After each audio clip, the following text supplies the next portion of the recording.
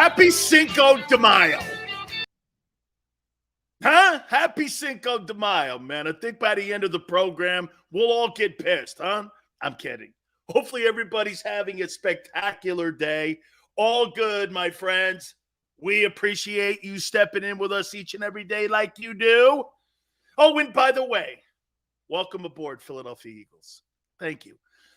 I so appreciate you guys stepping in with us each and every single day.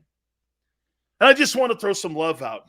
Guys, just so you know, so I get a call from a particular person with the Eagles. Are you ready?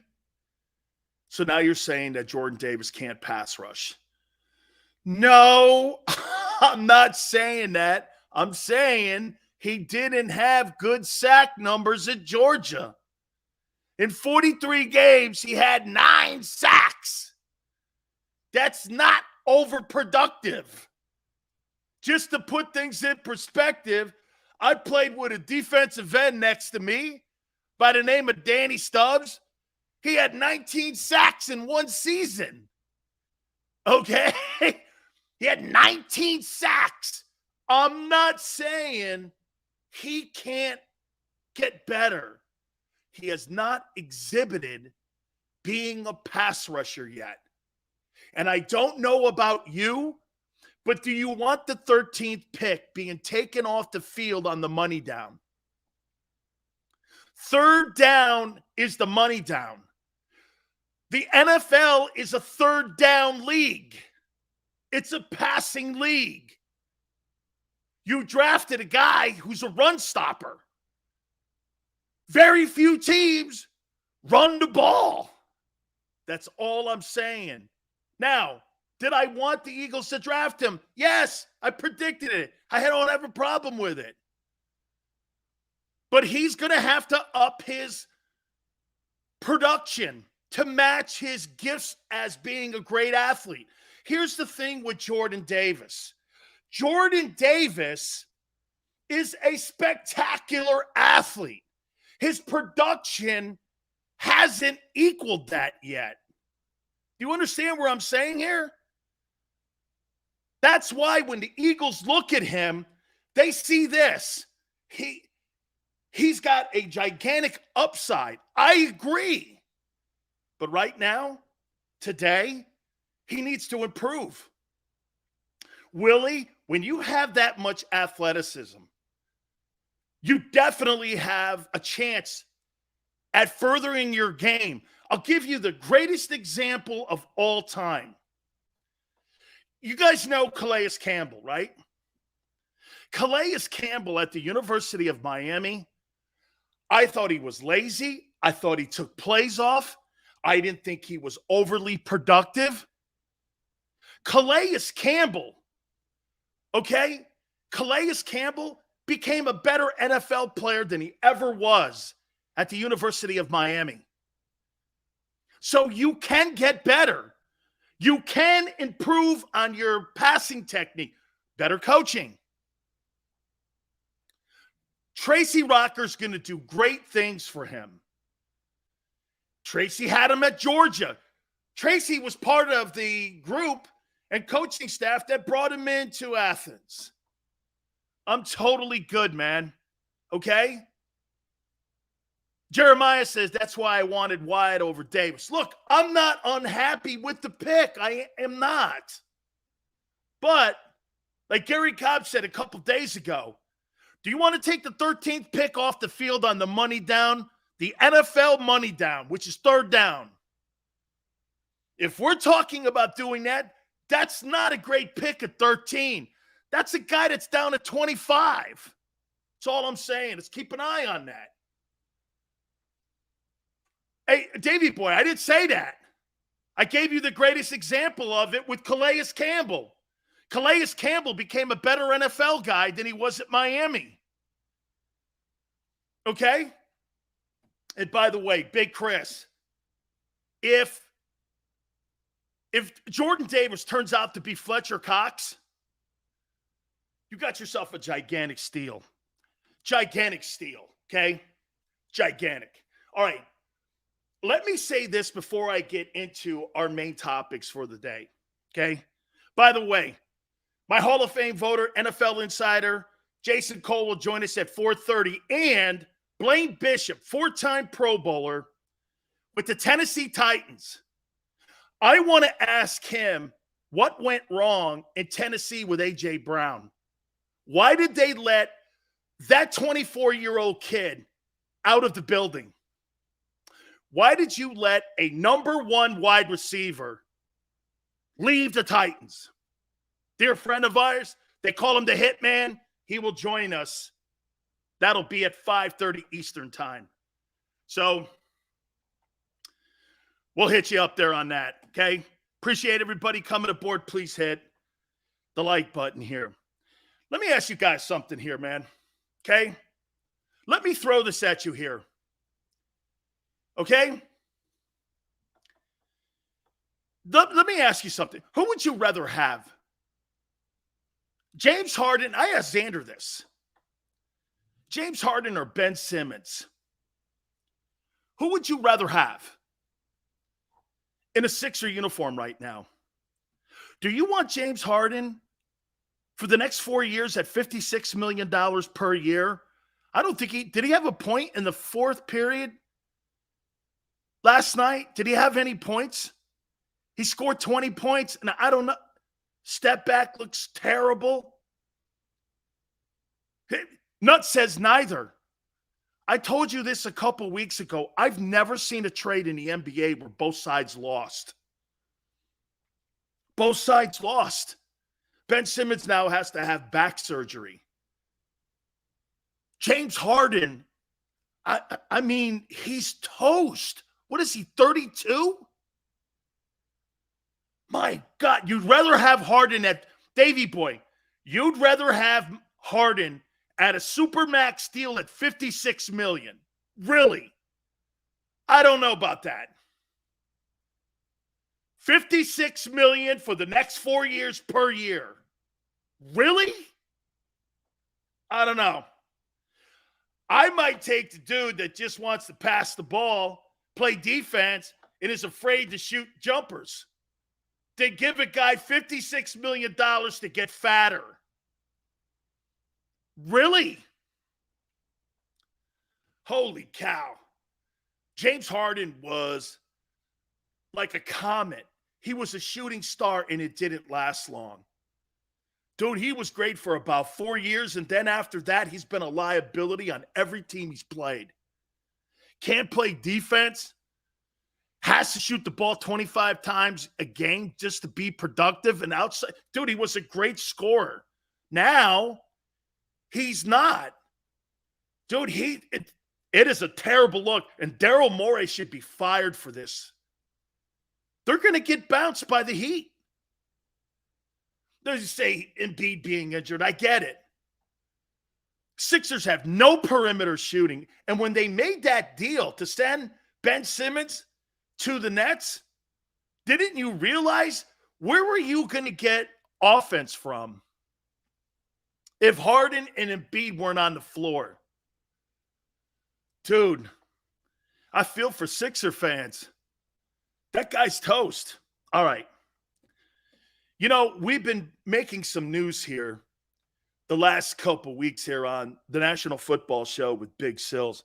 I'll tell you what the Steelers said to me after Kevin Colbert's appearance yesterday. It's pretty impressive. We'll get to that here in a second. But I was talking to John Lynch. You guys want to hear something? The 49ers are hesitant to move off of Jimmy Garoppolo. The front office is more impressed with Trey Lance than the coaching staff. The coaches and Kyle Shanahan have not been impressed with Trey Lance. Why do I bring that up? That's the second North Dakota State quarterback that when you watch him play at a lower level against inferior opponents, it's fool's gold. Trey Lance is not ready to take the reins of the 49ers. That's why they're not getting rid of Garoppolo at 36-16 and 5-2 in the postseason. They are not getting rid of him. There is no way Jimmy Garoppolo is not the starting quarterback of the 49ers come September. Bank it, mark it down, put it in cement. They've got to. I don't want to call Trey Lance a bust. So you know what I'll call him? He is Jordan Love 2.0. You kind of know what you have, and you don't really want to put it out there for everyone to see. Okay? You don't really want to put it out there because you may want to try to move him. You think the Packers could get a first-round draft choice for Jordan Love right now? No way. Shit, man, I think you'd get more for Baker Mayfield than Jordan Love. Who would you rather have as your quarterback, Baker Mayfield or Trey Lance? I might go with the OU kid.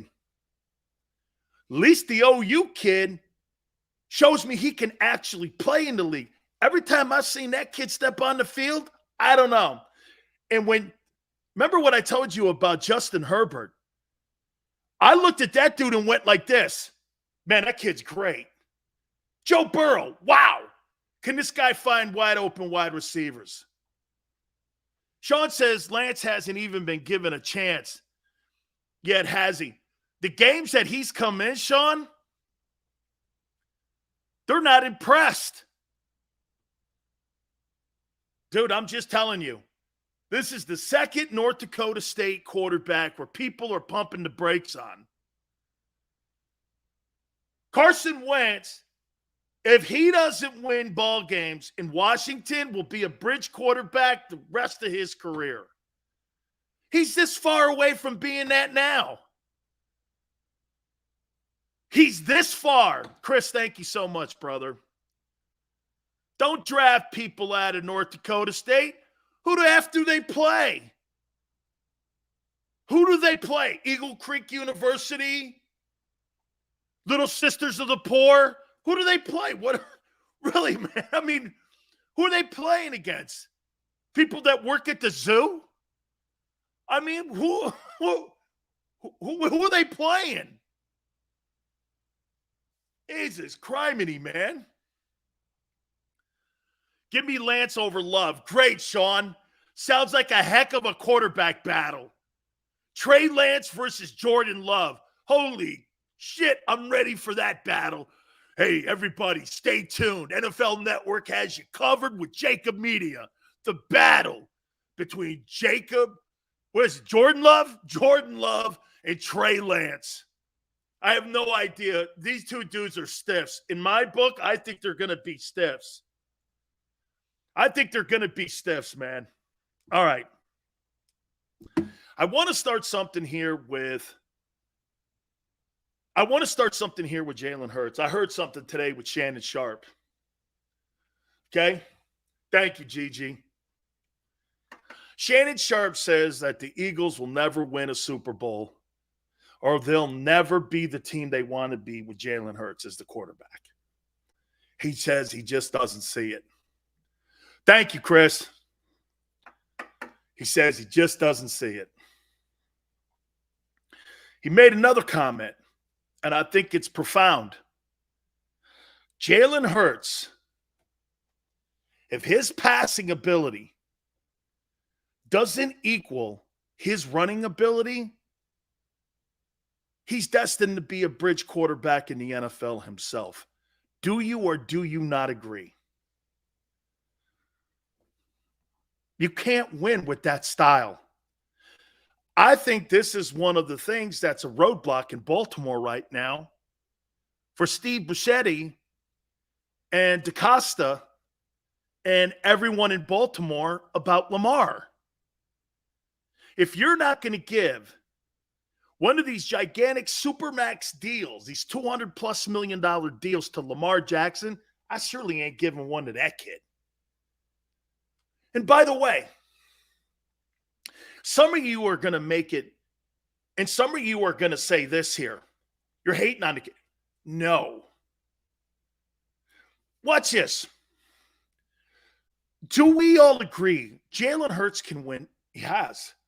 Jalen Hurts can win 9 games a year in the NFL. Maybe 10. 9, 10 games. He's proven it. Right? But can Jalen win the big one? Can Jalen beat elite teams?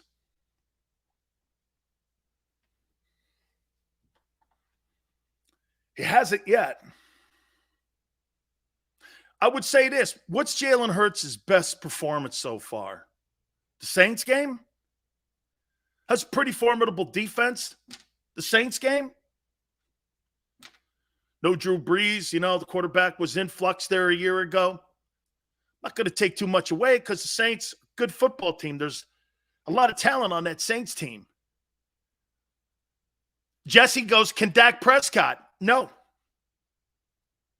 Jesse, no. I don't think Dak Prescott can deliver the Dallas Cowboys a Super Bowl. No, I don't. No. Okay? Jalen can win a Super Bowl in 3 years. Absolutely not. You think his passing ability is going to improve in the next 3 years to where you're seeing a quarterback and his passing will equal his running? Why are you saying that when he's never exhibited this?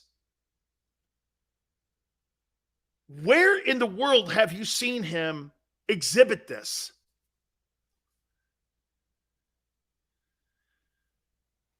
Razor says the KC game was good too. 3 TDs. Called back for penalties. Denver game was Hurts' best game. Well, Denver was shit last year. I know Denver beat the piss out of the Cowboys. Actually rolled into Dallas and rolled them. Jonathan, Jalen Hurts has a winning mentality. Stop with that. So does everybody in the NFL. Watch this. We'll take that front line out. Shannon's opinion is his opinion. Okay, thank you. He's not none of that makes sense. Winning attitude? Great. Welcome to the NFL. Welcome to the NFL. Stop with those intangible things. Chris is right. 3,100 yards is not going to cut it. No, I don't think Wentz is going to deliver a Super Bowl. Timothy goes, Dan, I almost always agree with you. But here, no way, dude. Hurts will get better. Of course he's going to get better. Tyrod Taylor got better. Kirk Cousins got better. How many people think Kirk Cousins can win a Super Bowl? Here, let's not even name the elite guys. Because he's not elite. And he's never going to be the passer Justin Herbert or Joe Burrow are. He'll never be that. How many people believe that they think that Jalen Hurts can be Russell Wilson? You don't really think his ceiling is Russell Wilson, do you? Russell Wilson was great out of the gate. Foles won a Super Bowl. Sack, Foles is a 10 times better passer than Jalen Hurts will ever be. You know what's funny? Here, you know what, Sack? Sack's right. Watch this. Thank you, Ray. Sack, you're right. You know why? Watch this. If Nick Foles had all the other things that Jalen Hurts had in his game, Nick Foles would be an elite quarterback today. Ray, thank you. He lacks all the other things Nick Foles does that Jalen has. Jalen is not the passer Nick is. You know this, right? Beat Arizona with Hurts. You beat Arizona last year?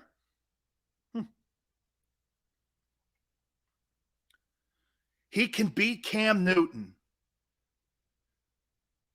So you think he could be the MVP of the league?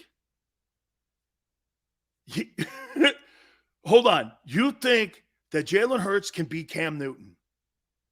That's 5'11", 6 feet. Hurts' ceiling is Vince Young. Foles didn't look as hot in that first playoff game versus Atlanta.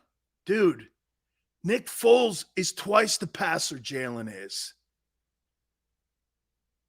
Davey, I didn't say that Nick's a great quarterback. I said he's a better passer. It proved it in that run he had. Dude, are you guys crazy? You think Jalen Hurts is a better passer than Nick Foles?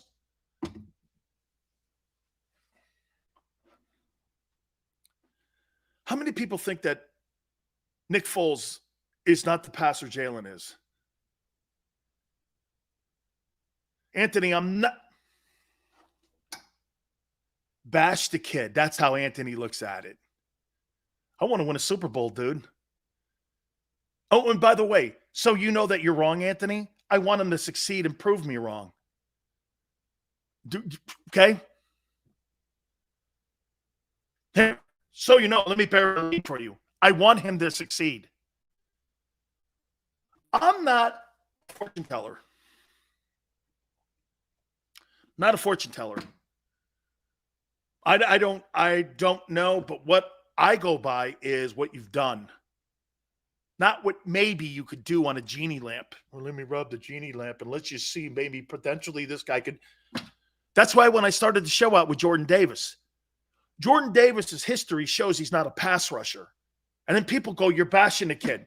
He had 9 sacks in 43 games. How's that bashing? How's that bashing? You may have to take him off the field on 3rd down, and he ain't starting this year. You ain't sitting one guy making $12.7 million and the other guy making $14.4 for a kid on a rookie contract. I don't care where you drafted him. Money speaks. You're not sitting one of those guys making over $12 million a piece. You got $30 million wrapped up in 2 defensive tackles. You're going to sit one of them? Well, then I would do exactly what Xander's told me. You know what that is? That's shitty cap management. So I'm going to draft a kid and sit a dude making $14.4 or $12.7. That's not smart economics. You're not getting the most out of your roster then. That kind of doesn't add up. Dude, the only thing I said was that Foles is a better passer. Honestly, Sills, I'm not too proud to tell you. I have no idea what Hurts' ceiling is. BF, you can only go with what he's done. Hey, Chris, right? Seems like Philadelphia is like the Wizard of Oz's Golden Kingdom for Nick Foles. Every time he's here, this guy throws for 26 touchdowns, 3 picks, or he's taking a team to the Super Bowl. I mean, the guy loves Philly, man. Right? Dude, guy's great. Hell no. If Foles was a starter, we would have been a Super Bowl contender. I'll always wonder, James, I'll always wonder this. What if Foles wins that game in New Orleans? Gets to another NFC championship game. Wins it, loses it, but would have gotten to 2 straight NFC championship games. What would have Howie done then? Would he have turned the team over to Foles? Or would he have traded that offseason after they got beat by New Orleans and Alshon Jeffries drops a pass? Would they have sent and went somewhere? Probably got more value for him too. Okay? Probably got more value. I always wonder what would have happened. Would you have really moved off of a guy who took you to 2 straight NFC title games? Zach goes, Wentz doesn't get that contract. Jeffries catches that pass. Circle that in history of Eagle football. Circle that. That was a moment of decision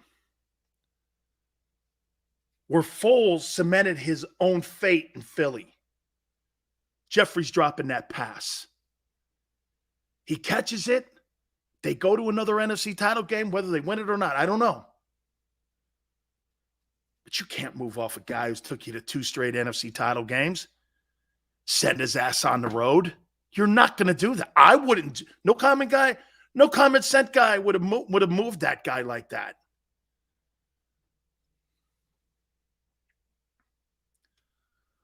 We'll never know thanks to Alshon. Razor, that was a circular moment in the franchise. Jeffrey, okay. I think the guy was a cancer. How about if I called him Alshon Cancer? What's up, brother James? I appreciate it. So, thank you, BF. Hey, so is Sharp right? How many people see Jalen Hurts winning a Super Bowl in Philadelphia? Kevin, that game, I remember, Kevin, looking over at my wife. I wasn't even covering the Eagles then. I remember my wife going, cancer works. Thank you, BF. Hey, I remember looking over at my wife on that playoff game going, that kid catches that pass, they get rid of Wentz. I remember saying that to her. Man. Bob says jury's out. Mob was after Alshon. Tony, man, he catches that pass. They're in the title game again. Jesse goes, Alshon never played again after that. You're right. Dude, they were starting to pick up the steam on that team again, weren't they? They were picking that steam up. But Shannon said something interesting. Okay? He did, man. Oh, come on, Sean. You're not going to compare Jalen Hurts to Donovan McNabb. Come on, man. Come on. Dude, here's your quarterbacks in your history since the Super Bowl era. You ready? Here, let's do this.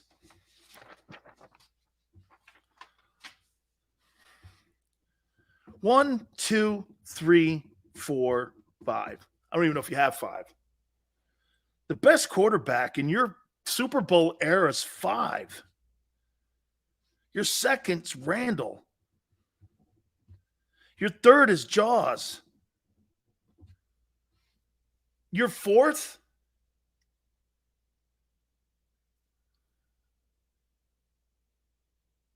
Wentz? You tell me, Wentz? Who's the top 5 quarterbacks in the Super Bowl era for the Eagles? Give me a list. Wentz, Foles, Jalen? I need 2 more.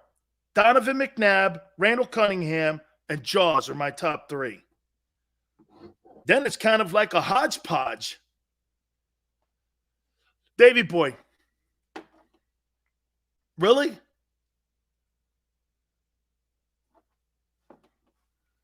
Hey, by the way, so you know, it's great because you know why? I think now my boy Xander understands because Xander used to go like this to me. Man, you said this a couple weeks ago. Now you're saying this. Xander's back on the Jalen Hurts bandwagon until he knocks him off it again. Perfect. Right. That's how you really do sports talk. You go by production. You go by facts. You don't go by what you think may happen. Those days of being fortune tellers on the air are over with. That's why I never get in trouble any longer. You know why? I go by what the guy's done, not by what you think he may do.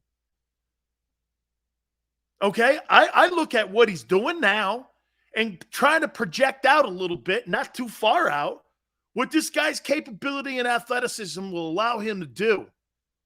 You really see a guy going from 3,100 passing yards, to 4,500 passing yards in 5 months. Then you guys start going, well, you hating. Vic. Would you put Vic fourth?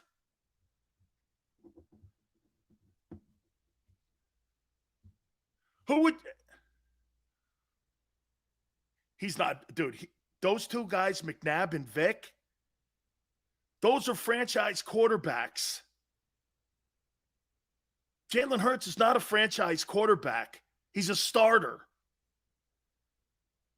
He's almost in this. He's a tick above Marcus Mariota right now in Atlanta. You know why? Marcus Mariota's given 1 year to win that job and show maybe he can be a starter. Because that's all Jalen Hurts has been promised. Nobody's coming out of the NovaCare Center going, you know, we're so comfortable with him being our quarterback. Have you heard Howie? Thank you, Ray. Have you heard Howie or any executive with the Eagles say this?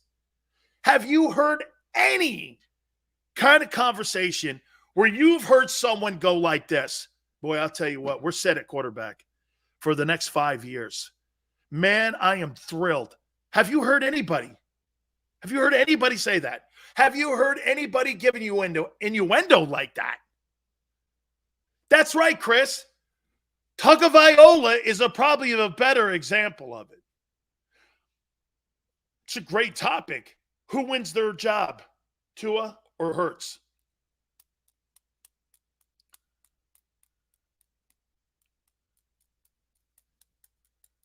Who wins their job?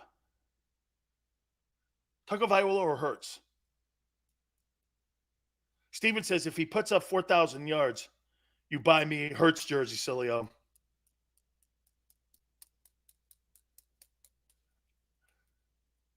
Get back to me in September on that. Eagle fans are tripping if they think Hurts is going to get 4,000 passing yards and 30 touchdowns this year. You're right. You are tripping. That ain't going to happen. James says, Nick Foles, number one. Every other quarterback we had were great athletes, but Foles and Brady, dude, James, that game, that Super Bowl run sticks in your good side of your pocket, doesn't it, man, for the rest of your life as an Eagle fan. Right? Does. Hey, man, it's hard to get over that, man. Dude, he even out athletic Brady with the Philly special, too. Can't we dream? Sure. We can dream. Yeah, it's all right to dream. Tua will throw for 4,500 yards and 37 touchdowns.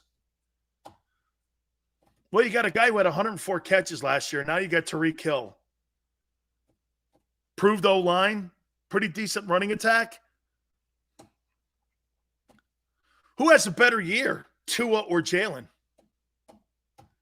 Don't talk to me about Jalen's legs. I don't care about it. I agree with Shannon. I don't think you can win a Super Bowl like that. How about this? Can I tell you why I don't think that the Philadelphia Eagles have endorsed him for a longer period of time outside of the 2022 season? Because they believe that style of play can't win a Super Bowl. I think they think that style of play can't win, and it's got nothing to do with Jalen. Baltimore right now is debating on if that style of play can win in Baltimore with one of the most electric players in the game in Lamar Jackson. Why wouldn't the Eagles pump the brakes on that? Davey Boy could be right. Tua may not finish the season. He's shown nothing but injury issues since his last year at Bama. Solo says, as long as throws enough to win games, it'll shut you all up. It will, Solo. If he starts winning games, Solo, from the pocket, then you got something. all-purpose yards.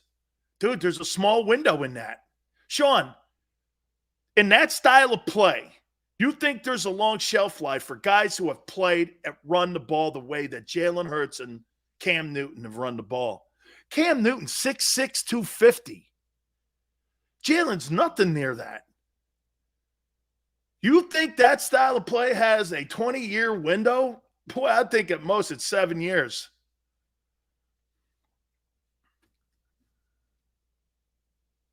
Jesse goes, the Ravens have no wideouts. Yeah, you know why? Hollywood Brown knew, man, for me to be a really good player in this league, I got to go to a passing offense. Matthew says, as a Cowboy fan, but I will say this, Philly did what Dallas did for Dak with Amari and AJ. Yeah, but Dak Prescott is twice the accurate quarterback that Jalen has ever displayed. Now, maybe that improves with better players. It could. Okay? Max says, all I'm saying is, why can't we give him a chance? They are. Last year was pretty much his rookie year. His actual rookie year. He only played 4 games. Mac.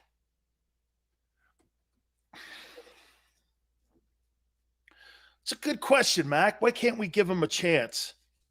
Mac, he's won the second-year audition.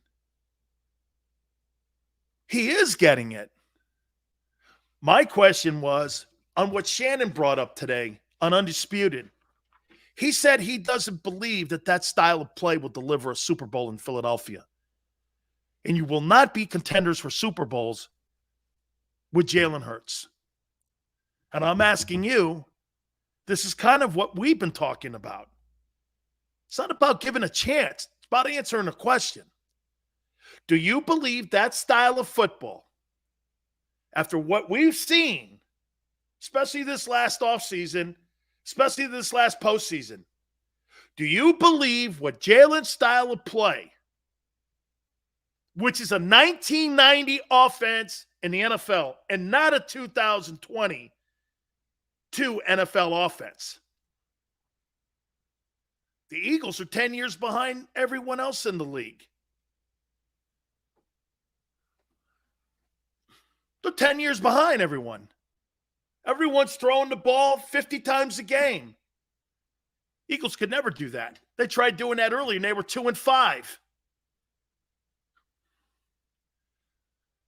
Different game, Chris. You had elite running backs back in Trent Dilfer's day. You only have one elite running back, really. 2, Dalvin Cook and Derrick Henry. The rest of them are dudes. I agree, Steven. I thought he dropped a lot of passes in Baltimore. All right. Let me ask this question here. Let me throw this off at you here.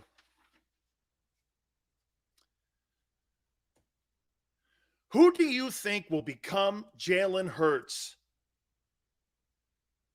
number 1 target? Devontae Smith or A.J. Brown?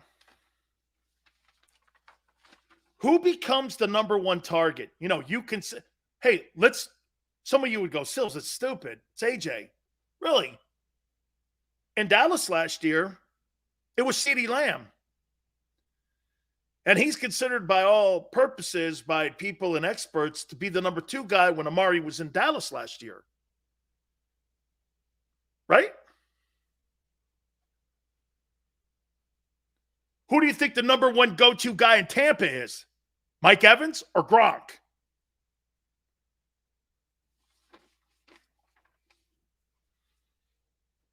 I see some good takes. Keep that thought. Please hit the like button. Guys, don't forget, my friends at Morgan & Morgan are telling you this all the time. The fee is free, and choosing an attorney is one of the most important things that you can possibly do each and every single year that you have this decision to make. Finding that right attorney if you've been injured or hurt on the job is one of the most important things that you could do for your family. That's right. Talk about getting fair compensation. There is nobody bigger and nobody better. This is where size matters. Morgan & Morgan goes to battle for you. For the people, it's not a slogan. It's who they are. It's what they do. The last 30 years, Morgan & Morgan has collected over $13 billion in compensation for their clients because they know this. Most attorney and law firms try to bully you and intimidate you. You will not be intimidated when it comes to having Morgan & Morgan with all of their attorneys and their army of attorneys, 800 in offices in Philly, New York, Florida, all across the country. Morgan & Morgan is there for you to make sure you and your family get that fair compensation. Look, the call is free. 800-512-1600. That's 800-512-1600. The consultation is free. And do me a favor. When you call Morgan & Morgan, tell them Big Sil sent you. After a car crash, the big insurance companies you see advertising on TV, they may try to downplay your case and might say it's only a fender bender or it's just a herniated disc. I worry that some law firms fall for this BS. Not us. We put ourselves in your shoes and ask, what would it be like to be in your pain for the rest of our lives? $1 million wouldn't be enough for me. There's only one Morgan & Morgan. ForThePeople.com.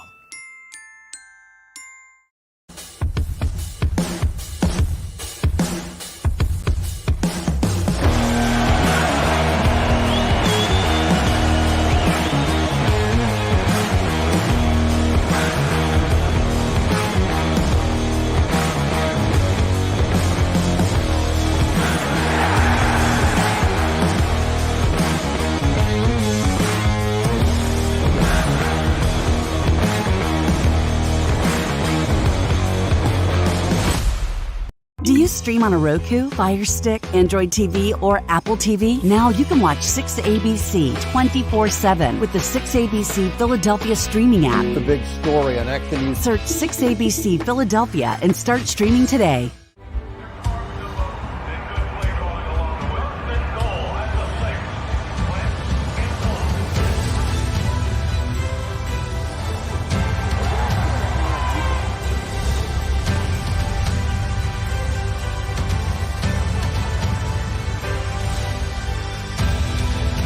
Field of life, First Trust Bank is there for you. 7 on 3. 1, 2, 3. Because Philadelphia dreams deserve a Philadelphia bank. Lincoln Financial Field is home to more than just our hometown team. It's a landing place for dreams. Invest in the future of our students from all over Philadelphia and get an exclusive tour of the stadium at the Block's Aspire to Dreams Gala, hosted by Brian Taff of 6ABC. While we aspire to build, our students aspire to dream. Join us for the Block's Gala on Thursday, May 5th at Lincoln Financial Field. Seats are limited, so reserve yours today at blocks.org/gala. In Philadelphia, we celebrated the miracle with pride only 5 years ago. And then the following morning, IBEW Local 98 members went back to work, building this city, rescuing our communities from decay, and inspiring the young men and women of the region to take pride in who we are. Like the Cats, Local 98 members believe in hope. To learn more about who we are, what we do, and career opportunities with Local 98, visit us, IBEW98.org. At Stateside Vodka, every new customer gets the world's best rocks glass, free. You're telling me that bottle is cut in half? You could say that.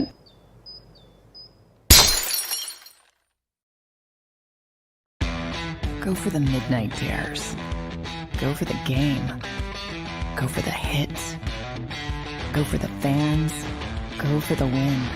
Go to Ocean Casino Resort. Book your trip at theoceanac.com.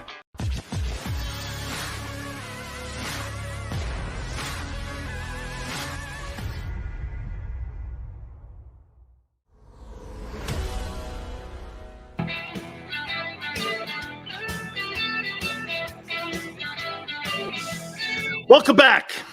National Football Show. Don't forget Jason Cole at 4:30. Our resident NFL Hall of Fame voter and NFL insider. Then we will have four-time Pro Bowler and part of the Tennessee Titans broadcast team, Blaine Bishop at 5:30. I want to know why and what happened to A.J. Brown with the Titans. Okay? How did that fall out? So we will talk to our friend, Blaine Bishop. We'll get all the information from him. He's part of the broadcast team. They called him the Hitman. Xander, I'll get you that information at the top of the hour, my friend. So, again, how did you let a 23-year-old kid get out of the building? How did you receivers that are in their 30s get moved?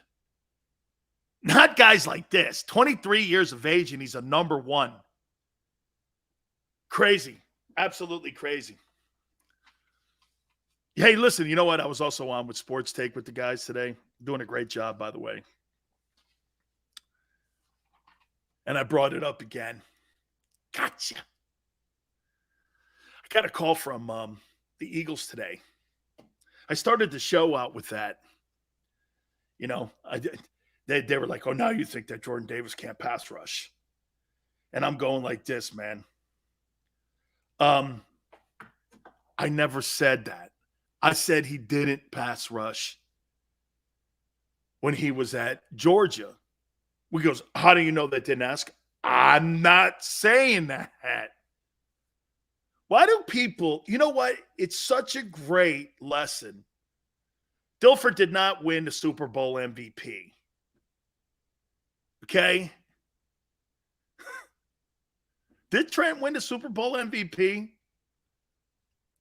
Did he? Did Trent Dilfer win a Super Bowl MVP? He did. Dilfer won the Super Bowl MVP. That's right. Oh, my God. In Tampa Stadium, I think. That game was against the Giants, right? That game was played when they beat the Giants. They beat the Giants in Tampa Stadium where he played. Anyway, so yeah, no, the Eagles are like, now this, they're going. So now you're saying the kid can't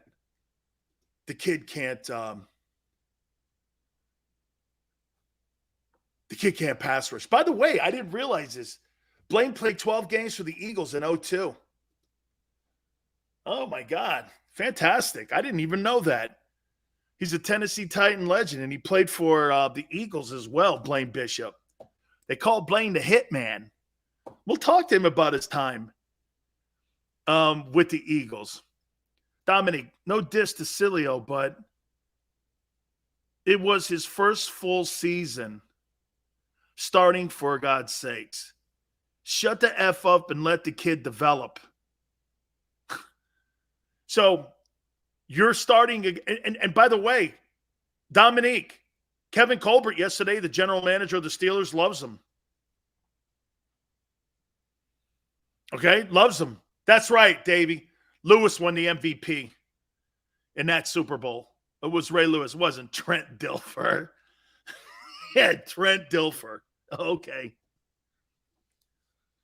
So, obviously, Dominique thinks that Jalen Hurts is a Super Bowl quarterback.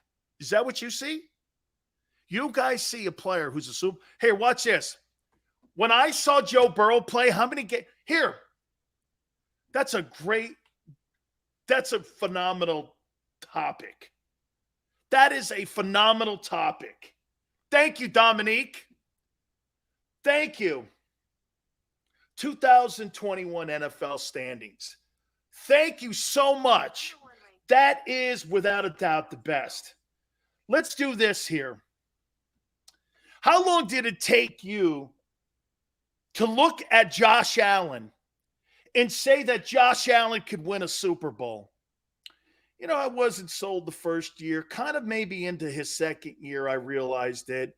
Probably took me a total of 14 games to realize that Josh Allen was a Super Bowl type quarterback. So let's just put that there. Thank you, Dominique. This is a tremendous opportunity to take a good little lesson here. Josh Allen. 14 games it took me. Thank you, Dominique. Mac Jones, still really out on him. Played a boatload of games. I think Mac Jones, thank you. Brandon, question. D had 29 sacks last year. How many sacks does Reddick have? Yeah, you guys were 31st in sacks. I'll write that down and get back to it, Brandon, on sacks. Mac Jones, still not sold, played a boatload of games. But I'm going to say he played 15 games last year. Mac Jones. Played 15, not sold. Tua. Not sold. Played about what? 15 games too? So Tua, Mac Jones. Jets, Zach Wilson. Shit, this guy needs another 2 seasons. I'm still not sold. So Zach Wilson. Let's move on to the West. So I got 3 quarterbacks out of the AFC East that I'm not sold on. Tua, Mac, and Zach Wilson. And we're past 15 games with these guys. Took me about 14 to realize Josh Allen's the guy. This is a fun little exercise. Oh, my God. We're going to find out where Jalen ranks. Chiefs. They knew that Patrick Mahomes was going to be a Super Bowl winning quarterback when he was sitting behind Alex Smith. So when I saw him get on the field and play, it took me 5 games to realize this guy's special. So now you got Josh Allen at 15 games and Mahomes at 5. Stephen, 2 games.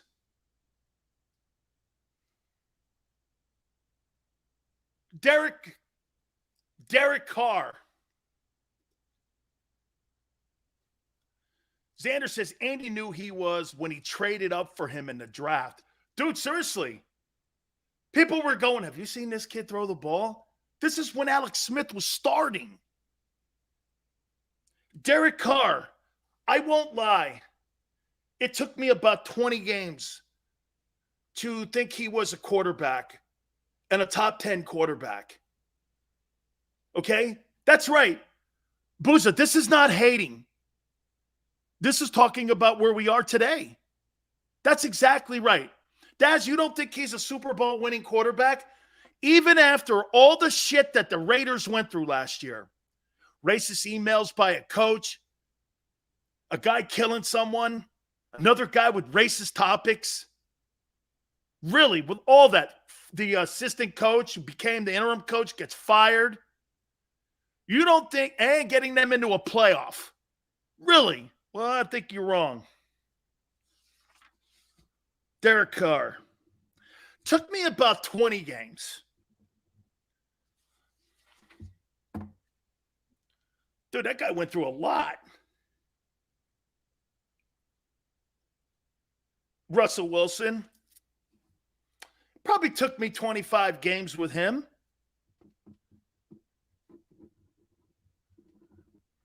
No, probably about 20 because they were pretty good really right away. Let's see what the average is going to be on how many games it takes for you to realize whether or not you have a true Super Bowl guy is where I'm going here. Bengals, Joe Burrow. It took me 5 games to realize this guy was special, even in his injured year, his rookie year. Burrow, 5. Steelers don't have a QB right now. The Browns, they took 65 games to realize Baker sucked. 65 games. It took them before they moved off the number 1 overall guy and went to Deshaun Watson with 22 rape cases. They would rather have a guy accused of rape as their starting quarterback than a guy who is doing progressive commercials and half the base likes.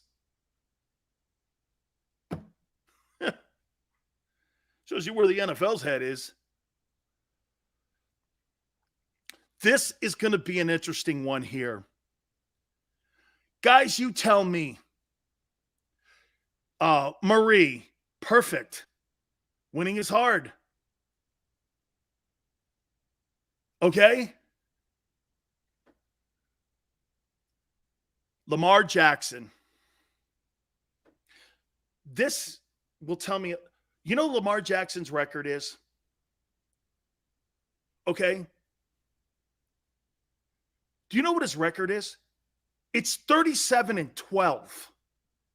49 games. You think Lamar Jackson can win a Super Bowl? This will tell me a lot about what you think of Jalen.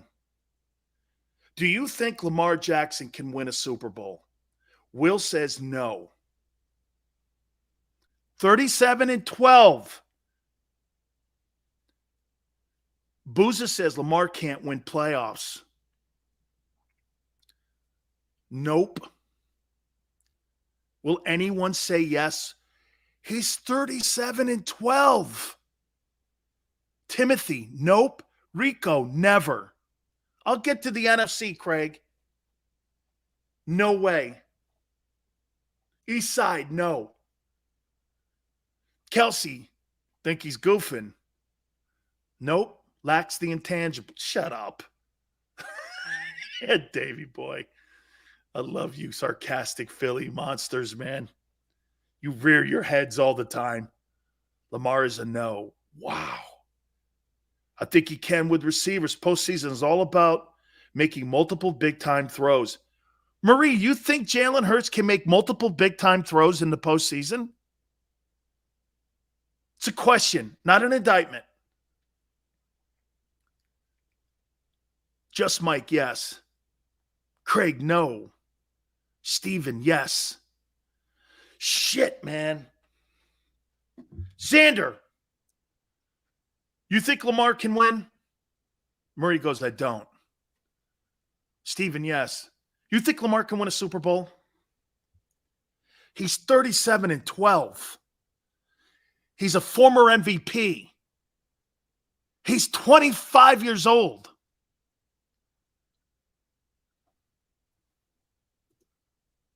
Man, I don't effing know. I don't want to doubt him, man, but he's got to prove it. You know what that says to me? Xander really likes the guy, wants the guy to succeed like he wants Jalen to succeed. You know how many times he and I come on a Monday going, you watch Lamar Jackson play? He is an absolute freak show. He's a freak show, man. But I'm going to do this. Shit, man, I hate to say this. I don't think he can. That means this, 49 games. We still can't determine. Lamar Jackson. And some of you are out there saying that you think Jalen's the guy after 20 starts. Are you high? Are you high? Titans. Nobody thinks Ryan Tannehill his entire career is going to win a Super Bowl. Matt Ryan got to one. Do you think Matt Ryan takes the Colts to the Super Bowl? He's capable. But do I think with all those talented quarterbacks in the AFC this year? I don't. But you know what? Here, that's not fair because you know what? Matt Ryan, when he was in Atlanta, it took me about 14 games to realize he was a signal caller that I could win with.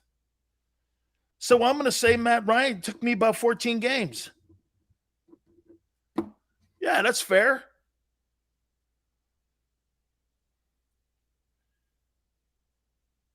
Texans don't have a Super Bowl or a quarterback. How about Trevor Lawrence?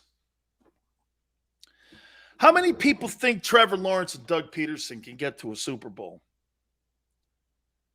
How many? How many people think? That's a great take on Matthew Stafford. But you actually think Matthew Stafford and Jalen Hurts, when you see Matthew Stafford, you see Jalen Hurts? So we had, 17, 16 games last year, him starting? Jury's still out on Trevor Lawrence. Eagles will hold up. Well, this is what this exercise is for here. Carson Wentz, not happening. We made that decision up after his last 2 years in Philly. Matthew Stafford, it's a great conversation. Everybody knew. You know who Matthew Stafford reminds me of? Matthew Stafford reminds me of Kevin Garnett with the T-Wolves. We all knew Garnett was good with the T-Wolves. He was just hidden away. It's kind of what Stafford was. Shitty coaching, awful organization. Let's not forget something. Okay? Matthew Stafford had Megatron. First ballot Hall of Fame wide receiver. Not even T.O. was a first ballot. That dude had Megatron.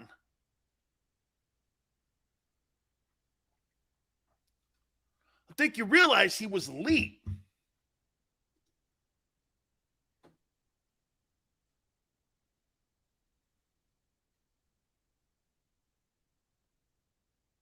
Think about that. Stafford had Megatron and Cooper Kupp, and Stafford made Cooper Kupp. Cooper Kupp was a dude before Stafford showed up. Year previous, he had 950 yards. Guy was a 1,000-yard receiver, same way Hunter Renfrow was. Okay? Stafford shows up, goes there. Let me pick this exercise up here. I'll continue. I stopped off here. I'll get the Giants. I'm gonna go to the NFC West next. Okay? Do me a favor. Please do me a favor. Hit the like button. Hour 2, Jason Cole at the bottom of the hour. Then in the 5 o'clock hour, 5:30 Eastern time, we're going to have Blaine Bishop, former Eagle and legendary Titan. What happened with the relationship with A.J. Brown and with Mike Vrabel and everybody in Tennessee? And what's he see the success that he could have with the Eagles? We'll do all that in the next 2 hours. Please hit the like button. Keep it right here on the National Football Show.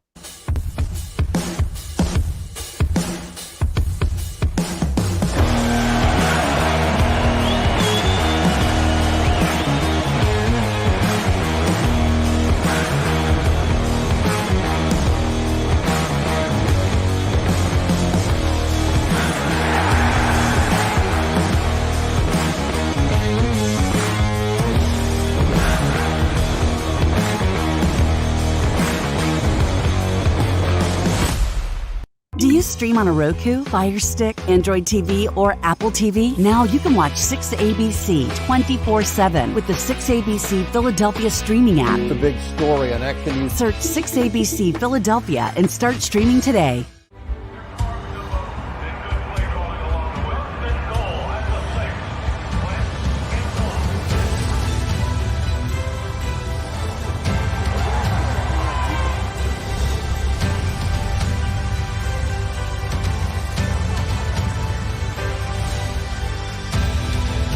Field of life, First Trust Bank is there for you.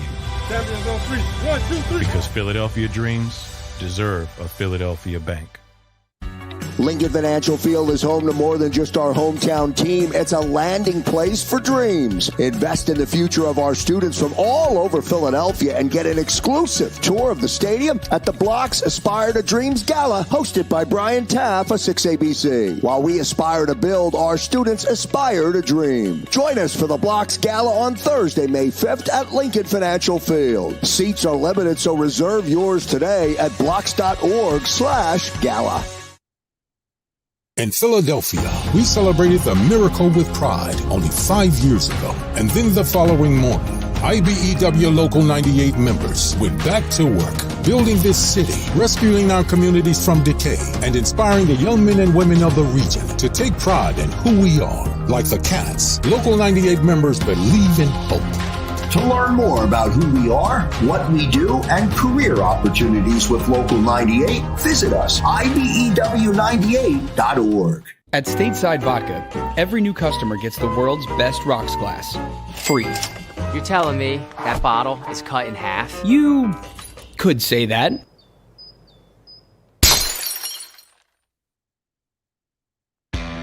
Go for the midnight dares.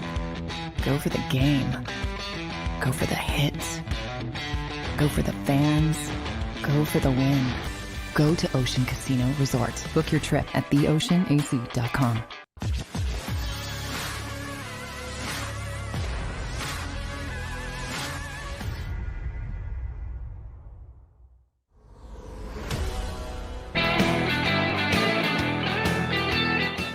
Welcome back. National Football Show. Big Sales here. Appreciate everybody coming aboard. Jason Cole, our NFL Hall of Fame voter and insider, will be with us at the bottom of the hour. Also, Blaine Bishop, part of the broadcast team for the Tennessee Titans. What happened between A.J. Brown and the Titans and Mike Vrabel? What happened? We will find out, and we will talk with our friend Blaine Bishop, the hitman. By the way, he played 12 games in 2002 for the Eagles too, so we appreciate everybody coming aboard. We already made some comments here, and, you know, Shannon Sharp, it was really a telling comment too, and this is where we're going here with it. He said there's no way the Philadelphia Eagles are going to win a Super Bowl with Jalen Hurts as a starting quarterback. And it's really a great exercise. And Dominique was one of our folks over here. Guys, please hit the like button. You guys have been great. He's like this. Why don't you give the guy a chance? Okay. It's funny you should say that, because what we've done here is we've written down here how long it really took all of us to figure out whether or not we knew if you had a Super Bowl type winning quarterback. And it's really funny because a lot of the guys that we're evaluating here have had different journeys to get to that result. I said Josh Allen, it took me about 15 games to determine. Mahomes, it took me 5 games. Carr took me about 20 games. Russell Wilson, about 20 games. Joe Burrow, 5 games. Matt Ryan, about 14 when he was with the Falcons early in his career. And we've gone through this process. The Stafford one's a great exercise. Okay? It's a great exercise. Stafford, I guess we just didn't really realize how great he was, even though he did have Megatron in Detroit. Cooper Kupp, if you look at his numbers prior to Stafford showing up, guy wasn't a 1,900-plus yard receiver. Now, was that just an off year and like a Roger Maris 61 home run season where you'll never see anything like that? We'll see. He's not put year to year like that where you – how many people consider Cooper Kupp the best wideout in the game? Or better yet, how about doing this? Cooper Kupp had the greatest season in NFL history, for sure.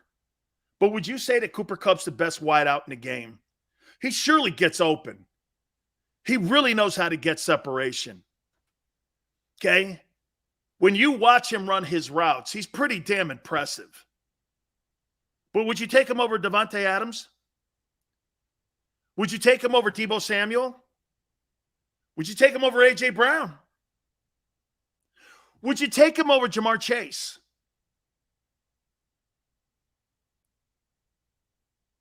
Okay? You ain't taking Cooper Kupp over Devontae Adams, are you? I guess it all depends who QB is. DeAndre Hopkins, too. Hilton, I agree. Hopkins is one of the best third down wide receivers in NFL history. Chris, it's a great year. Let's see him do it again. Some of these wideouts have been putting these years up. How about this? You think Cooper Kupp has had the career that Antonio Brown has had? I don't think so.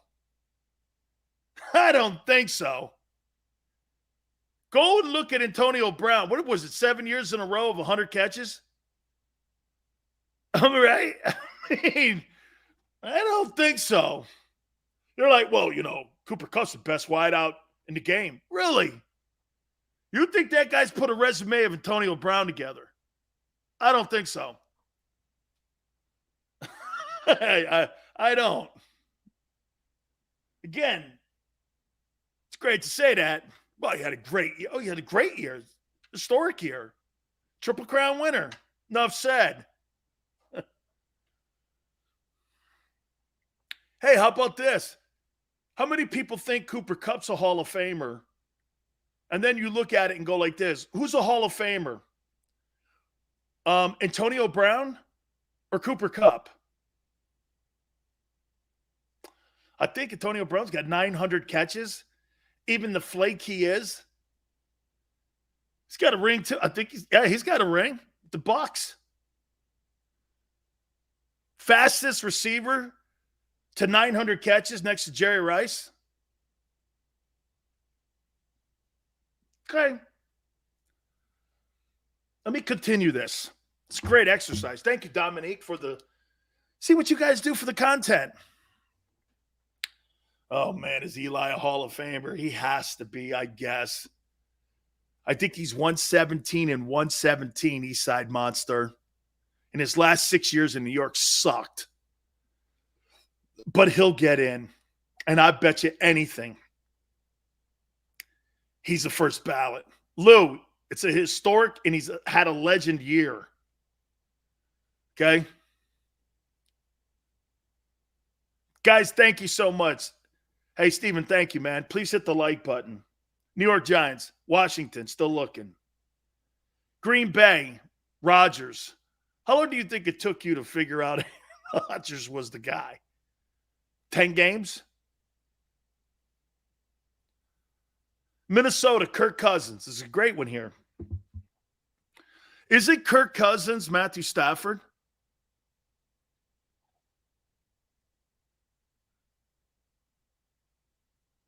I bet you Matthew Stafford. Hey, guys, can you do me a favor? Can somebody do this for me? And tell me what Matthew Stafford's winning record is. Go to Football Reference. Just type in Matthew Stafford stats. And it'll do this. Hey, and it'll do this. Record as a starting quarterback. Matthew Stafford as a starting quarterback in the NFL. And do me a favor then. Do Kirk Cousins. And tell me what his record is. I think you'll be shocked. I know what it is already. Booza says, not clutch. Throws for 4,000 yards 6 times in 10 years. Cousins is a loser. Okay? He's played in Washington. It's quite a franchise, huh? You talk about running hookers through places and acting foolish. All you have to do is play for the Washington, whatever they are. Okay. Well, Paul, how many wins did Matthew Stafford have before he went to Los Angeles? Marie, 86 and 95. Is that Matthew Stafford's record? I'm making you think too much. Sorry, Joe. 86 and 95 is Matthew Stafford. Well, how can he be a Hall of Fame quarterback?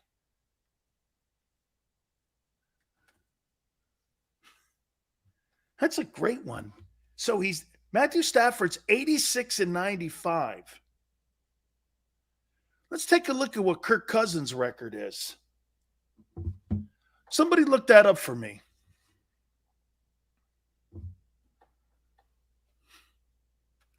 I wonder if it's better than Matthew Stafford's. You think Stafford's a better quarterback than Kirk Cousins? Or do you think that he had really great wide receivers around him? Now he's got Jefferson up there. They just fired their coach and Mike Zimmer. It's not that Minnesota's been considered a Super Bowl contender over the last couple years.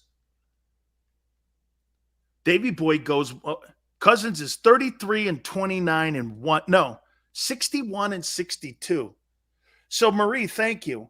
So get this. Kirk Cousins has a better record as a starting quarterback than Matthew Stafford does? Remember, it's a team sport. I don't think anybody thinks Matthew Stafford's leading anybody to a Super Bowl. But Matthew Stafford, again, and get this, Stafford and Cousins, Jalen will never have that arm of any of those two guys. You're talking about dudes that throw the ball around the yard. 59 and 59 and 2.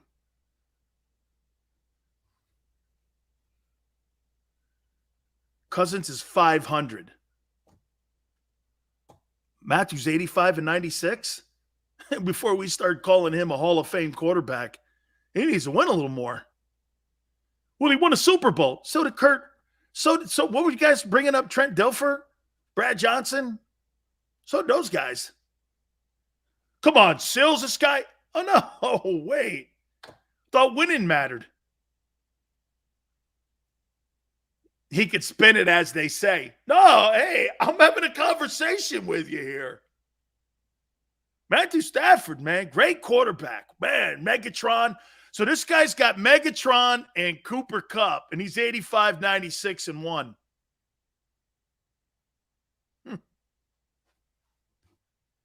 Okay.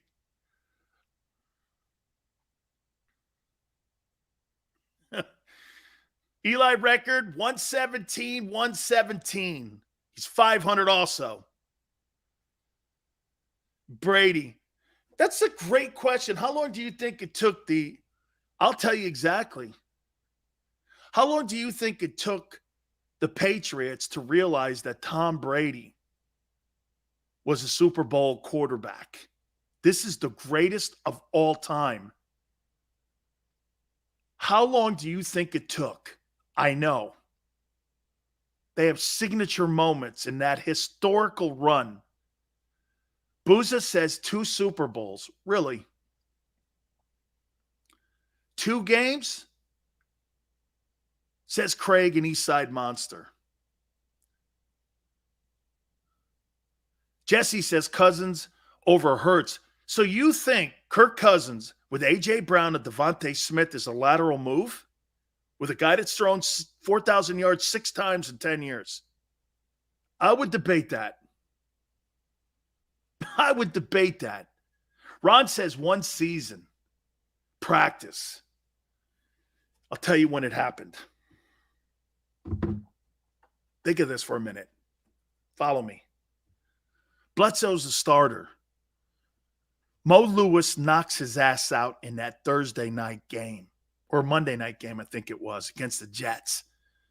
Destroys Bledsoe. They put Brady in. Plays decent. Wasn't overly impressive. Comes back the next week against the Rams. And he was really good in that game. And Belichick said something about Brady that stuck with him his entire time in New England. You know what that was? It was this. That Brady never had back-to-back shitty games in New England. He always followed a shitty game up with a great performance. And that was a trademark of Tom. And as that season went on, do you guys remember what happened? They got into the playoffs against the Steelers. Brady got injured. They put Bledsoe in. This is Brady's first year that they won the Super Bowl. Bledsoe has a great game against the Steelers. Great game. The debate was, do you put the first-year starter in, or do you put and keep the veteran who you just gave a $117 million contract to and 18 in guarantees in Drew Bledsoe. Do you know what Belichick did? Now we're going with Brady in the Super Bowl. They sat him. So it took them 13 games to decide that Tom Brady was a Super Bowl quarterback, a sixth rounder. It took them 13 games. Rest is history. Didn't take 2 Super Bowls. They moved off of Bledsoe the next offseason, sent him to Buffalo in the freaking division. In the division. That's what this whole exercise here. You know when you see it. Now, do quarterbacks have circumstances like Stafford? Hey, how about this? The most shocking Super Bowl winning quarterback in my time has to be Eli Manning, that we considered elite. Nobody ever considered Nick Foles to be a franchise guy. But Eli, his last 6 years, he was terrible. But Eli had the Foles factor. What was that? I'll tell you what, I've never seen a streakier quarterback in my life next to Nick Foles than Eli Manning. Those two dudes get on a roll. Dude, you're rolling downhill, and they're like freight trains. It just keeps getting bigger, better, and you're like, Jesus Christ. I mean, Foles is catching touchdown passes, let alone throw. How many yards did he throw for in that Super Bowl against the Patriots? 354 yards or some crazy number like that? The guy threw for like 350 some odd yards and even caught a touchdown pass. My point is, these elite guys today don't take you that long to realize what's up. And the more you keep that decision, like the Browns did with Baker Mayfield. See, to the Browns, though, you know what they kept doing? You know why it took so long? They didn't have an heir apparent. They didn't have the replacement until Jimmy Haslam, the owner, said, give that guy $230 million in guaranteed contract money. He'll take it, I guarantee. And he did. And he did.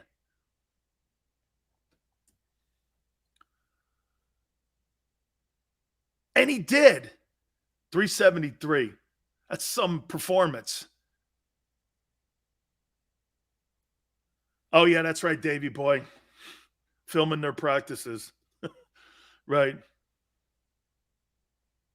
That's right. Browns are content. Hey, Jimmy Haslam played $250,000. Xander's right. Jimmy Haslam with the Browns, he paid $250 million to be a Super Bowl contender for the next 10 years. Congratulations to you, Jimmy. That's going to come back 10 times the money in return, barring any catastrophic injury. Okay?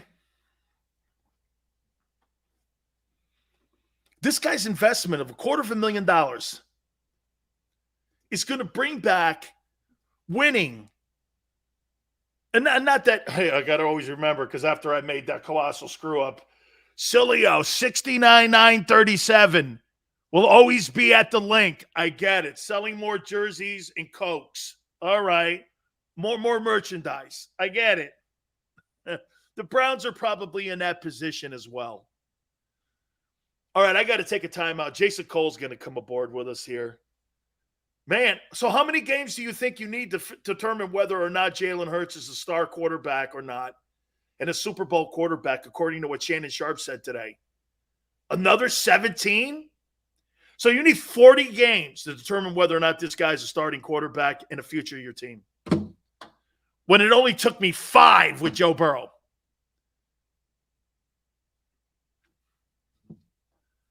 Took me 20 with Derek Carr. Took me 20 with Josh Allen. Took me 3 with Patrick Mahomes.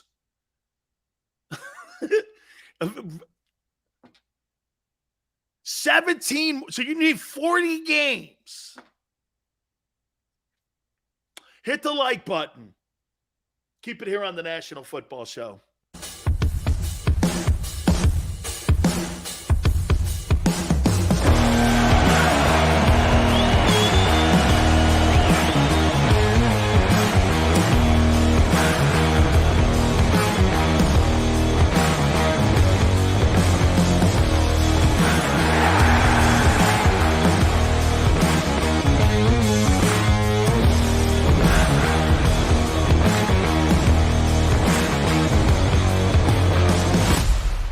Do you stream on a Roku, Fire Stick, Android TV, or Apple TV? Now you can watch 6ABC 24/7 with the 6ABC Philadelphia streaming app. The big story on Action News. Search 6ABC Philadelphia and start streaming today.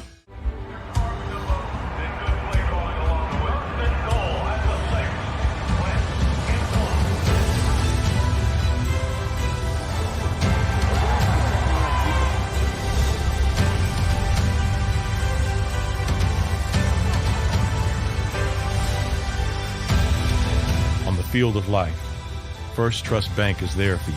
Champions on three. 1, 2, 3. Because Philadelphia dreams deserve a Philadelphia bank. Lincoln Financial Field is home to more than just our hometown team. It's a landing place for dreams. Invest in the future of our students from all over Philadelphia and get an exclusive tour of the stadium at the Block's Aspire to Dreams Gala, hosted by Brian Taff of 6ABC. While we aspire to build, our students aspire to dream. Join us for the Block's Gala on Thursday, May 5th at Lincoln Financial Field. Seats are limited, so reserve yours today at blocks.org/gala. In Philadelphia, we celebrated the miracle with pride only 5 years ago. And then the following morning, IBEW Local 98 members went back to work, building this city, rescuing our communities from decay, and inspiring the young men and women of the region to take pride in who we are. Like the Cats, Local 98 members believe in hope. To learn more about who we are, what we do, and career opportunities with Local 98, visit us, IBEW98.org. At Stateside Vodka, every new customer gets the world's best rocks glass, free. You're telling me that bottle is cut in half? You could say that.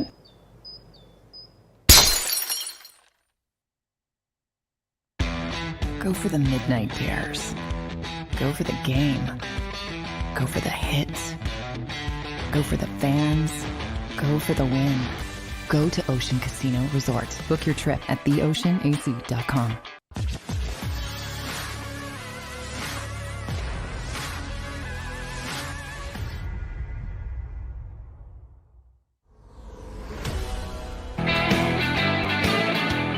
So you say I'm a Giants fan. Hit the like button. Where have you come off with that? Oh, wait. Let me guess. That 81 back there, you see that? Hey, who says I'm a Giants fan? Who says I'm a Giants fan?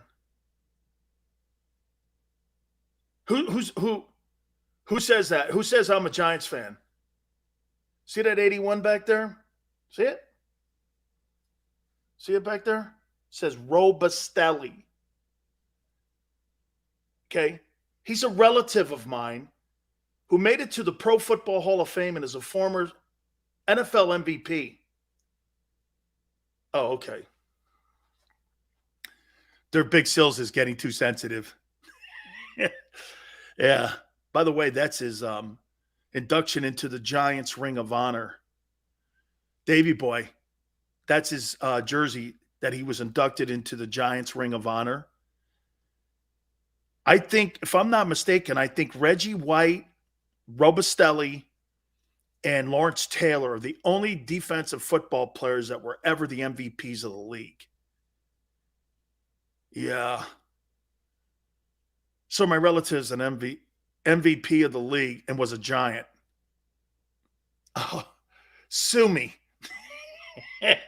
Hey. Oh, here, I'll tell you what. Let me show you something. It's really cool. I know some of you have seen it. See that little pen right there? That's the induction into the this is the actual jersey of him being inducted into the Giants Ring of Honor. It was given to me as an heirloom from the Robustellis.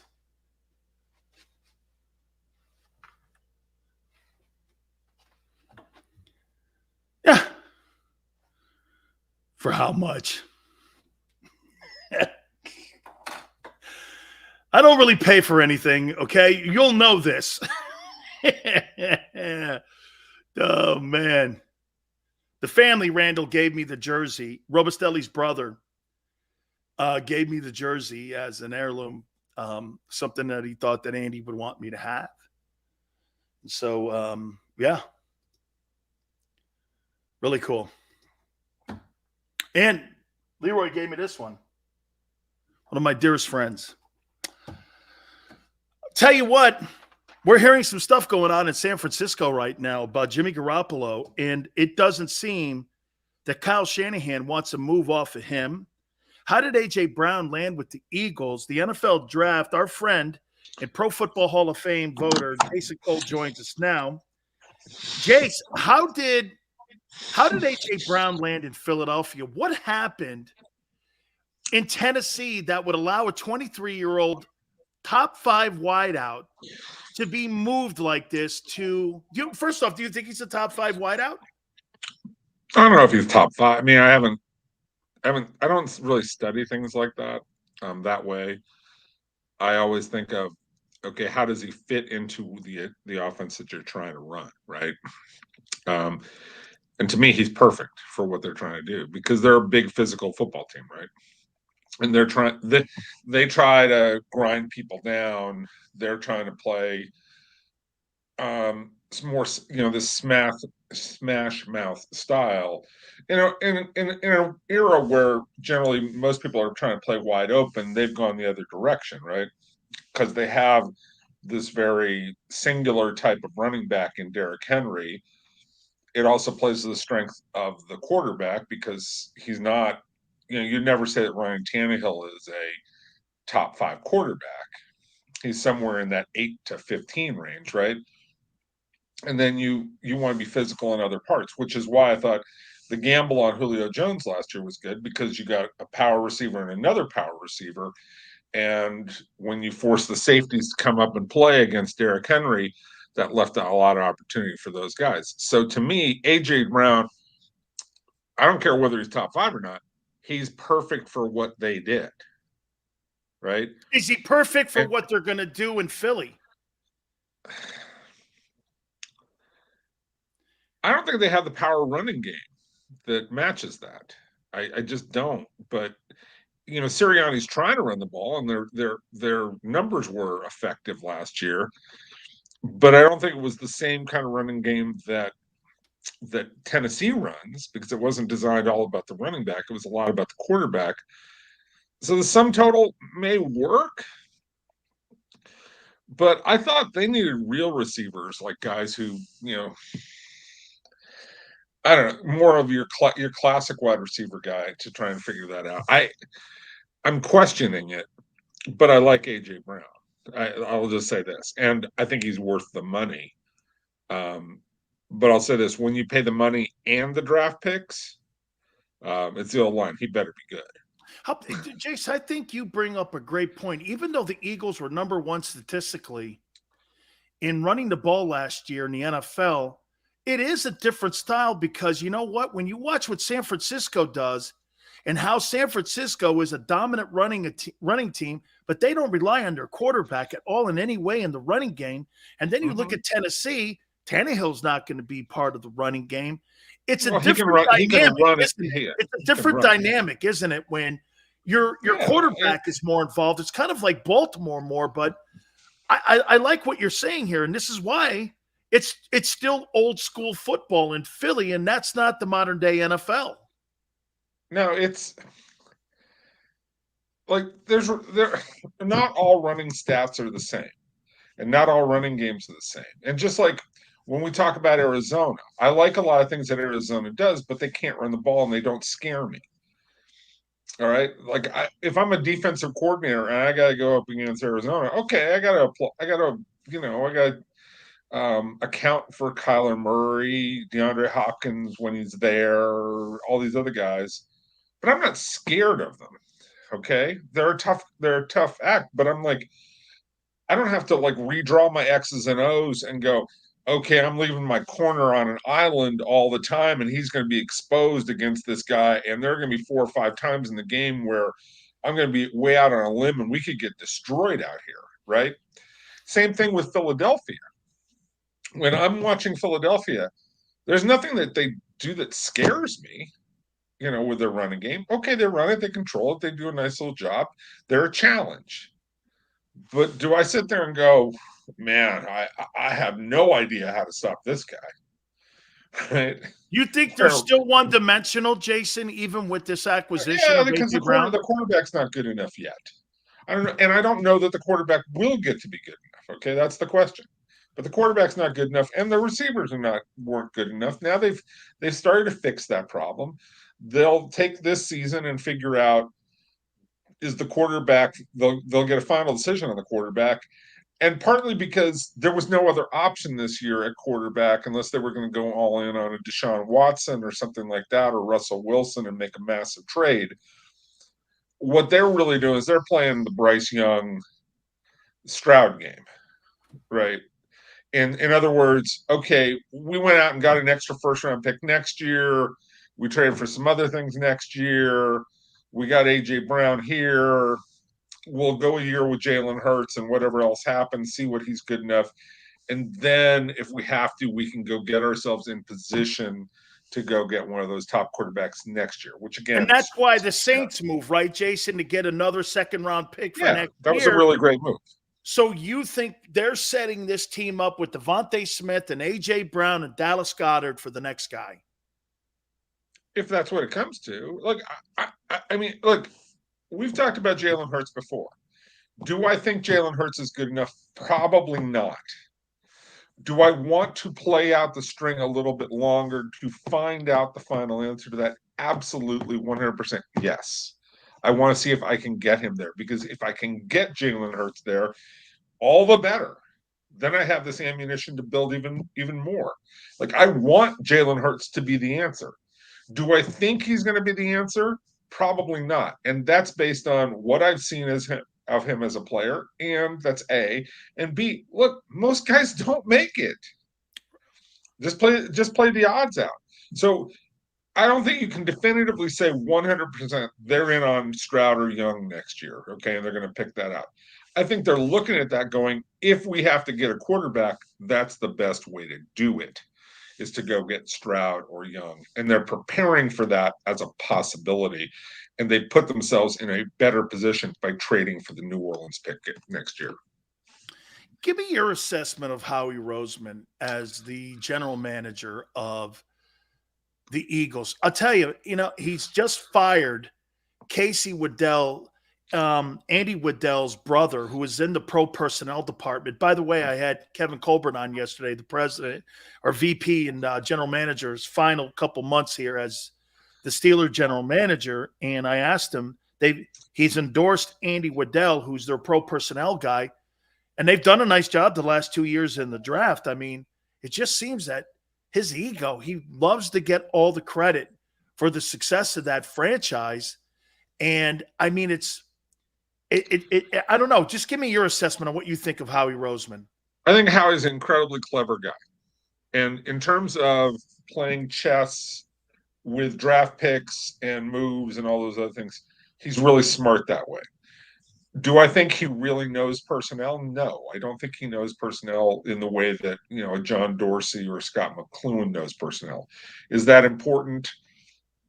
I always have this fear that guys who are analysts dream of being personnel guys.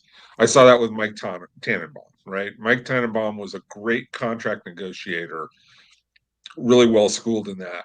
He learned just enough from Bill Parcells to be dangerous and to think that he knew something about personnel, and he didn't.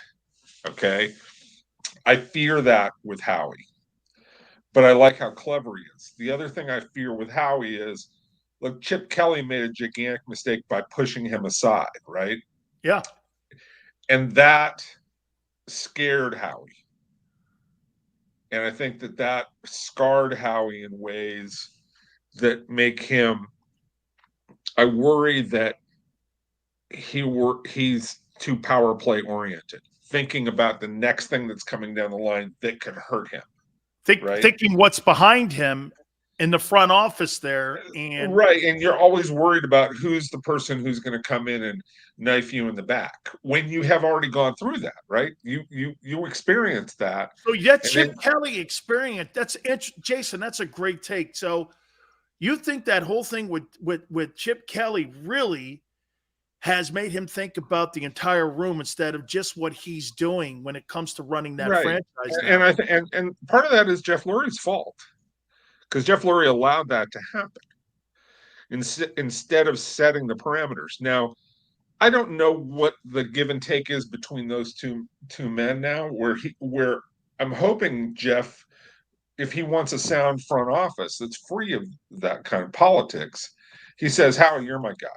Just sit here and do this and handle the draft, handle the assessment, leave the scouting to somebody else. It's like I always say, I've said to other people, find what somebody's really, really good at and let them do what they're really, really good at and take greatest advantage of what they're really good at and set up a structure so that the things that they're not very good at, you have covered.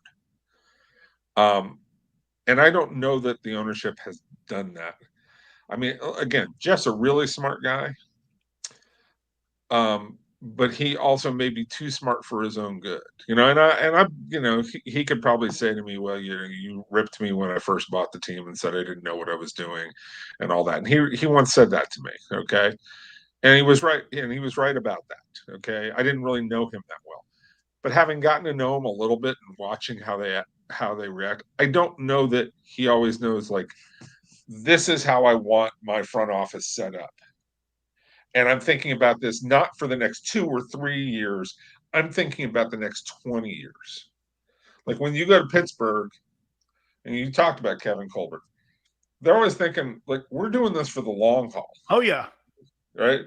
This is how we're going to be good, not just this year, but, we're going to have a good competitive product for 20 years or 10 years or 5 years or whatever. But we're thinking like way down the road, and we keep this structure in place. That way everybody's comfortable, and you don't have that kind of insecurity that plays out in the front office of the Steelers. Like, they don't fire people willy-nilly. They develop a structure. I haven't seen that happen in Philadelphia right now. Do you know, Jason, that Kevin Colbert told me yesterday that it was mostly the Rooneys, like for the 74 draft, and it was Chuck Noll, and then the title came in for Bill Donahue, and it was VP of personnel. And then Kevin Colbert said that they gave me the general manager's tag, but there's really never been GMs in that place. It's been the Rooneys and their personnel department. That's pretty remarkable when you think there's only been 3 coaches and very few dudes in the personnel department. Right. The Rooneys are brilliant NFL people. Yeah, I mean, look, they've gone through their struggles. I mean, prior to Chuck Noll and Bill Nunn, they're one of the worst teams in the history of the league. Yeah. And Dan Rooney, rest in peace, used to say, "Well, we weren't that bad." It's like, no, you were that bad. You were. Yeah, you were awful. You were dreadful. I mean, literally, you made the playoffs once in 33 years. And it's like, but once you figured it out, and you figured out how this thing's supposed to be run, and like the chief, old man Rooney, way back, when I left control to Dan and said, "Okay, Dan, put in a program." And Dan put in that program, and then, sadly, he had to fire his brother, who was running personnel, and had to put other people in personnel. And they had some things they had to fix along the way. Once they got that, again, they're sitting there going, "We're thinking long term. How do we create an environment that's conducive for everybody to make the best decisions that they possibly make, and to make us competitive year after year after year, or." When we take a dip like they have the last couple of years, it's not good, but it's not embarrassing. No. Like they don't all of a sudden drop to Detroit levels. No, they haven't had a losing season in 17 consecutive years now. I mean, that just tells you about the stability there. Let me take you into division now, the NFC East. Is it me, but I see the Eagles as the team to beat now in the East, because I say the Cowboys have walked backwards. Do you agree or disagree? I'd say that outside, the Giants are still a step behind everybody else, unless there's something remarkable that Brian Dable is able to do with the quarterback, right? They're still way behind everybody else.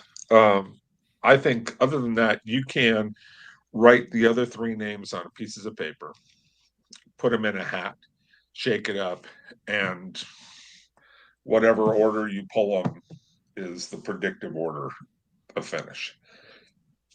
That's just what I think. That's what I think of all three of those teams. They all have some strengths and weaknesses. Look, Dallas, their timing is unfortunately off, right?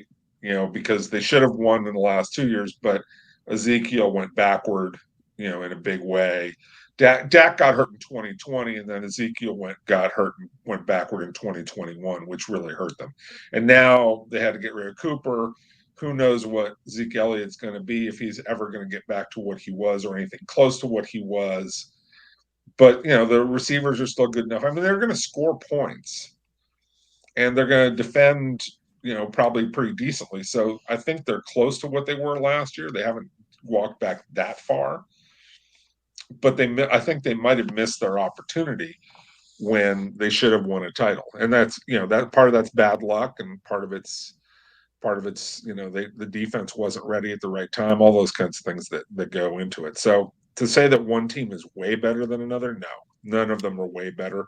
And I would say Philadelphia is as good as anybody else. How about this? Last question for you here. The impact that Carson Wentz has on the Commanders will be what?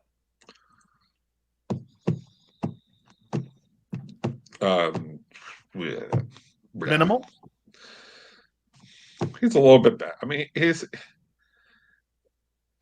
trying to remember the kid who played Tyler Heineke. Yeah, Heineke. I always think Heineken. He's a little bit better than Heineke, wow. which is a damning statement. Heineke is like the guy who's playing on house money. Like, man, I just had a few big hands. I hit the lottery. Yeah, I hit the lottery already because I never expected to be here. I was learning how to be a math teacher. Yeah. And so, here, it's time for me to roll these ones a little bit more. Wentz is a guy who's under tremendous stress to prove that he can play at all anymore. And this is a guy who once got a $100 million contract, which give Howie Roseman credit on that one, that Howie was clever enough to get out of that deal in a way that was pretty positive, all things considered. They worked it out. It wasn't quite like the Rams getting rid of Jared Goff and getting Stafford and winning a Super Bowl, but it was pretty clean because now I set the table up that if I either hit with Jalen Hurts, or put myself in position to get one of the next big quarterbacks, I got a chance to be great again. And that's all you can ask for a general manager.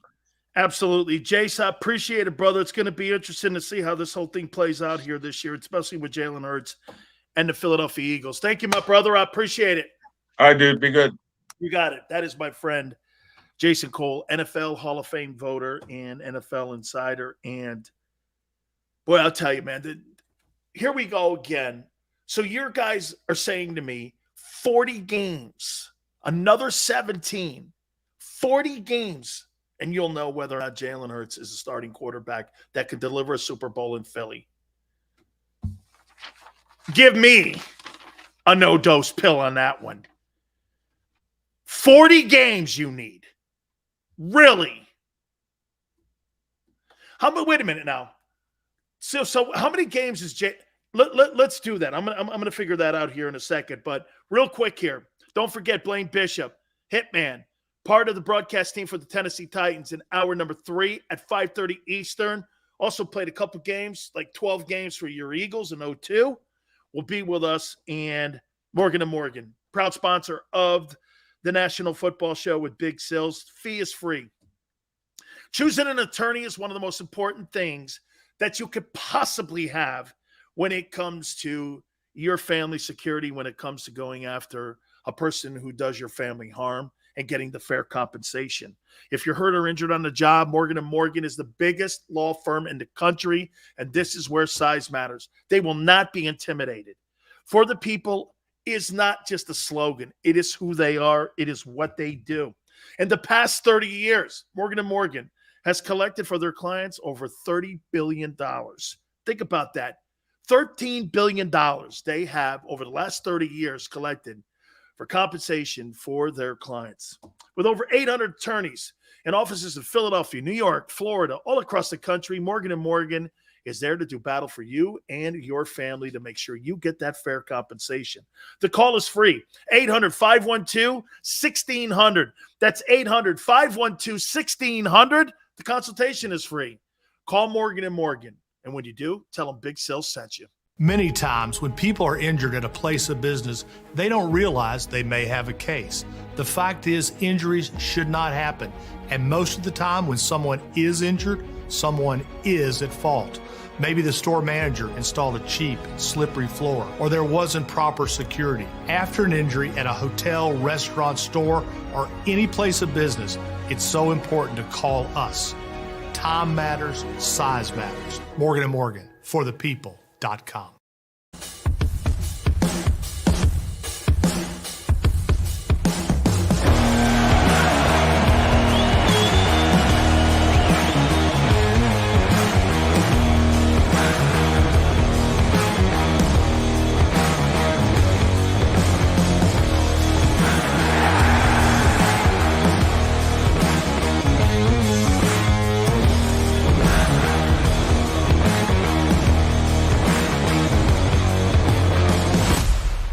Do you stream on a Roku, Fire Stick, Android TV, or Apple TV? Now you can watch 6ABC 24/7 with the 6ABC Philadelphia streaming app. The big story on Action News. Search 6ABC Philadelphia and start streaming today.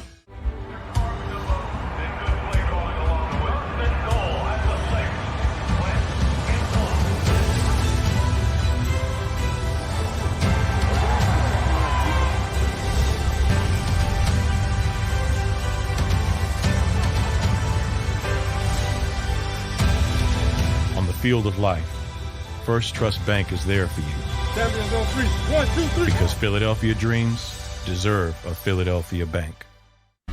Lincoln Financial Field is home to more than just our hometown team. It's a landing place for dreams. Invest in the future of our students from all over Philadelphia and get an exclusive tour of the stadium at the Block's Aspire to Dreams Gala, hosted by Brian Taff of 6ABC. While we aspire to build, our students aspire to dream. Join us for the Block's Gala on Thursday, May 5th at Lincoln Financial Field. Seats are limited, so reserve yours today at blocks.org/gala. In Philadelphia, we celebrated the miracle with pride only 5 years ago. And then the following morning, IBEW Local 98 members went back to work, building this city, rescuing our communities from decay, and inspiring the young men and women of the region to take pride in who we are. Like the Cats, Local 98 members believe in hope. To learn more about who we are, what we do, and career opportunities with Local 98, visit us, IBEW98.org. At Stateside Vodka, every new customer gets the world's best rocks glass, free. You're telling me that bottle is cut in half? You could say that.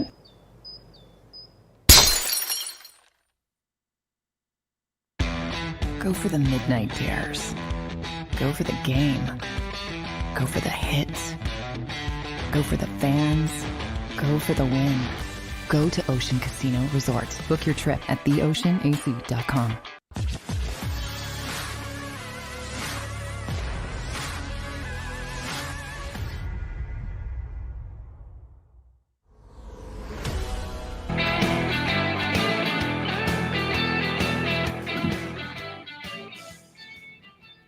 Xander says you guys are on fire today. Hit the like button. Appreciate you coming aboard. Some of you people are stunads, but it's good. I'm a stunad. Oh, boy. Blaine Bishop, 5:30 Eastern time, part of the broadcast team and 4-time Pro Bowler with the Tennessee Titans, also a former Eagle. Played 12 games for you guys in 2002. Will join us in hour number 3. All right. So Jalen Hurts has played in 30 games already, and you need another 17 to determine whether or not she's good looking.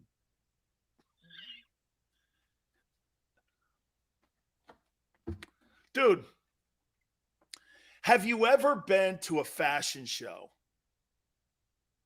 Okay? Have you ever been to a fashion show? Okay? Okay? Have you ever been to a fashion show? You see this hot model. like Paulina Poroskova coming walking at you, Christy Brinkley. You need 47 looks to determine whether or not that's a good-looking woman or not. I would say that's a you thing. Hey, well, maybe here's what some of you are doing. Well, maybe she's good-looking. Dude, she's got a limp. You know, she drags that leg well. Look, she's got an overbite, but, I can overlook it. Oh, all right. Dude, I could eat a bowl of soup off her head, but she's really good looking. That's what it sounds like here. Jalen's really good, but he's not very accurate. But man, I tell you, the more I look, let's do a couple more walks down the catwalk. Let's do a couple more walks down the catwalk. So Ware says wasn't good till year 3 when it comes to Josh Allen. Ware is saying that the evaluation when Josh Allen came out of Wyoming, he's comparing him to Jalen Hurts. When all of you in Philadelphia shit on the pick when he was taken in the second round. Oh, yeah. You never had that kind of thought process that he would ever turn out to be Josh Allen. Everyone kind of saw Josh Allen's physical abilities. Jalen Hurts doesn't have physical abilities except for running the ball. And once again, the most important line I could possibly tell you. Until Jalen Hurts' his arm matches his legs, you'll never have a quarterback. All you have is a running back playing quarterback. But you're hating. No. This is evaluating your position. That's a you thing if you think this is personal. I have nothing against him. I have nothing against him as a man. I don't know him from a can of paint. Why would I be personal here? What is wrong with you folks, or some of you folks? We're looking at facts. Not accurate.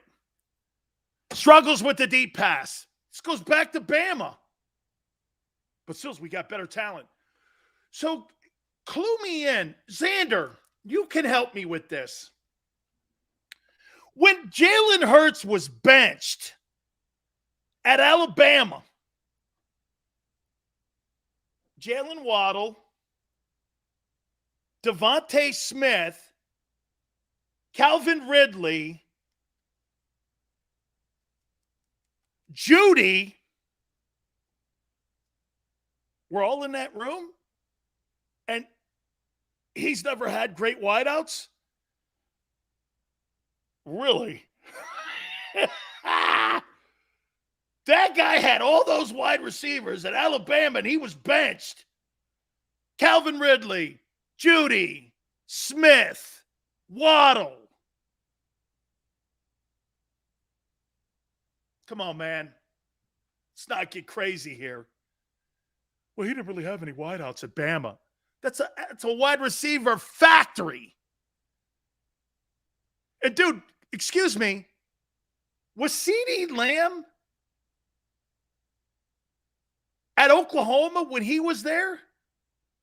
Huh.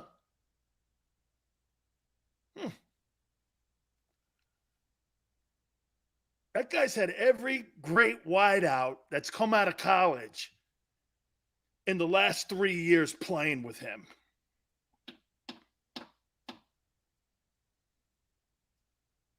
Don't talk to me about not having talent around him. And by the way, did Jalen also have Najee Harris behind him? Oh, he did? Oh, okay. So you had Najee Harris, Jerry Jeudy, Devontae Smith. Dude, I'm going to stop saying those names because you know why? It's embarrassing now.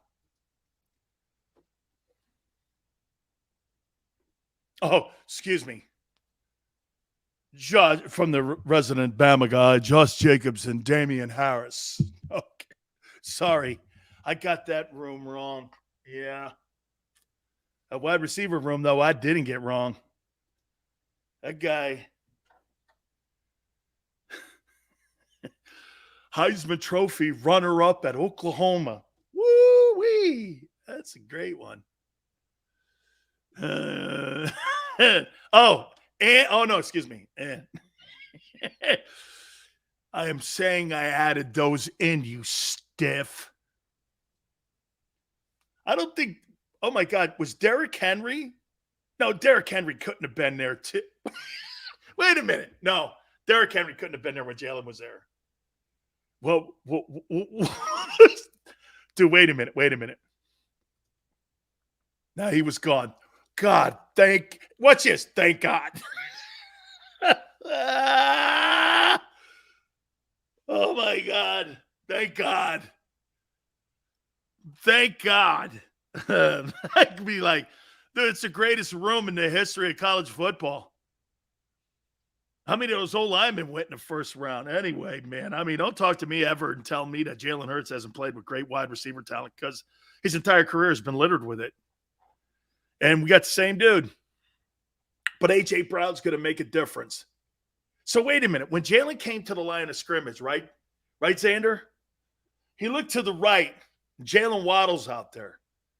He looked to the left. He sees Calvin Ridley.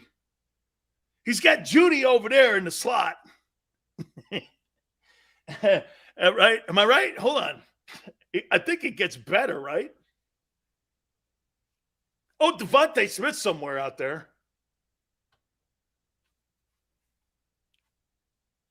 But he had shitty talent.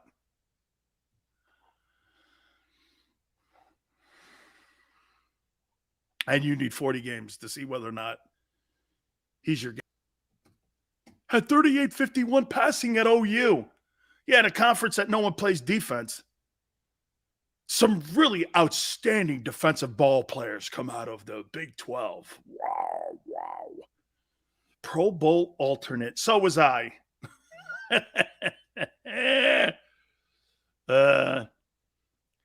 Ridley, excuse me here. Ridley was the top dog, and Devontae and Waddle were freshmen. Oh, sorry, Jeudy was like the other guy over there on the other side. The youngsters were coming up. Then he got pulled and sat for Tua, a freshman. See what you guys do? See what you're doing here? You're making me sound like I'm hating on it.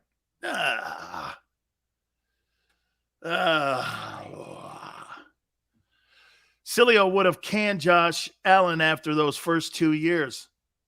No? Because he had superior coaching and Sean McDermott. No, I actually like Josh Allen coming out of Wyoming. I watched him. I covered Mountain West football. I thought he had a great team. Not a great team. I thought he had a better team his junior year. He didn't really have the great senior year you needed. I thought he was kind of mediocre, but his team was shitty. Okay? I mean, right? All right. Blaine Bishop. We're going to reset. You guys need 40 games to determine whether or not she's good looking or not. Here. This is some Eagle fans. Watch.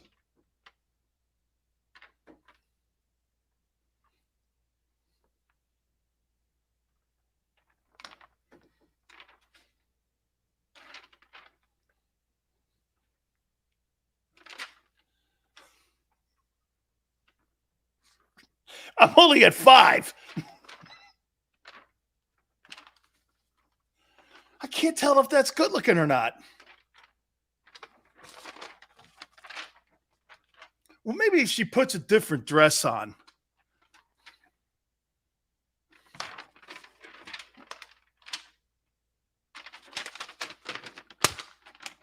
Oh, that's a good call.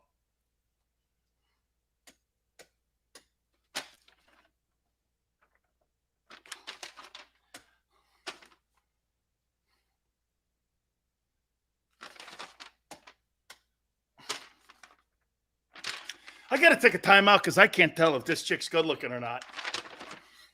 I got about 20 more looks. Hit the like button. Hour 3. Keep it right here on the National Football Show.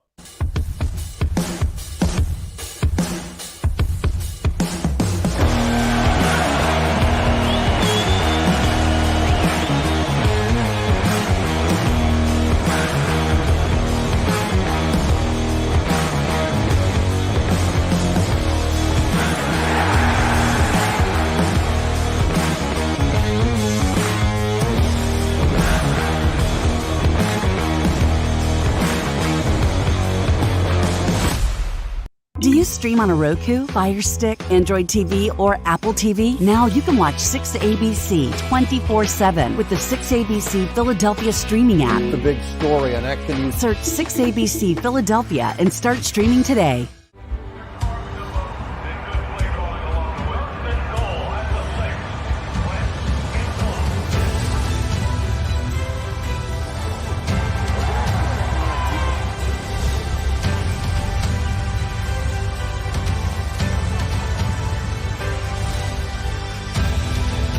Field of life, First Trust Bank is there for you. Champions on 3. 1, 2, 3. Because Philadelphia dreams deserve a Philadelphia bank. Lincoln Financial Field is home to more than just our hometown team. It's a landing place for dreams. Invest in the future of our students from all over Philadelphia and get an exclusive tour of the stadium at the Block's Aspire to Dreams Gala, hosted by Brian Taff of 6ABC. While we aspire to build, our students aspire to dream. Join us for the Block's Gala on Thursday, May 5th at Lincoln Financial Field. Seats are limited, so reserve yours today at blocks.org/gala. In Philadelphia, we celebrated the miracle with pride only 5 years ago. And then the following morning, IBEW Local 98 members went back to work, building this city, rescuing our communities from decay, and inspiring the young men and women of the region to take pride in who we are. Like the Cats, Local 98 members believe in hope. To learn more about who we are, what we do, and career opportunities with Local 98, visit us, IBEW98.org. At Stateside Vodka, every new customer gets the world's best rocks glass, free. You're telling me that bottle is cut in half? You could say that.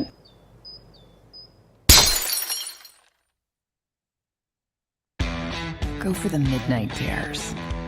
Go for the game. Go for the hits. Go for the fans. Go for the win. Go to Ocean Casino Resort. Book your trip at theoceanac.com.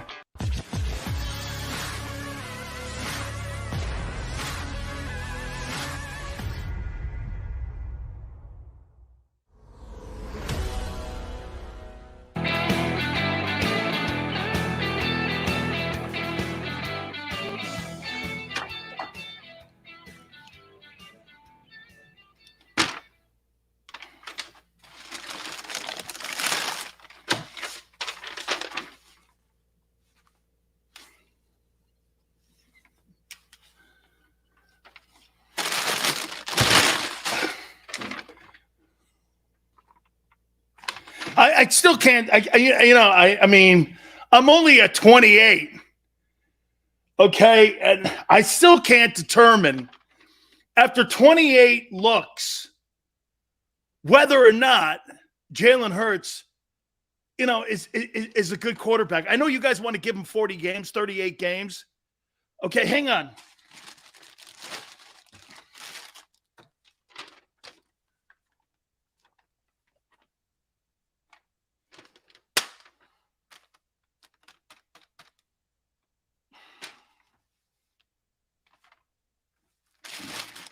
I just can't tell.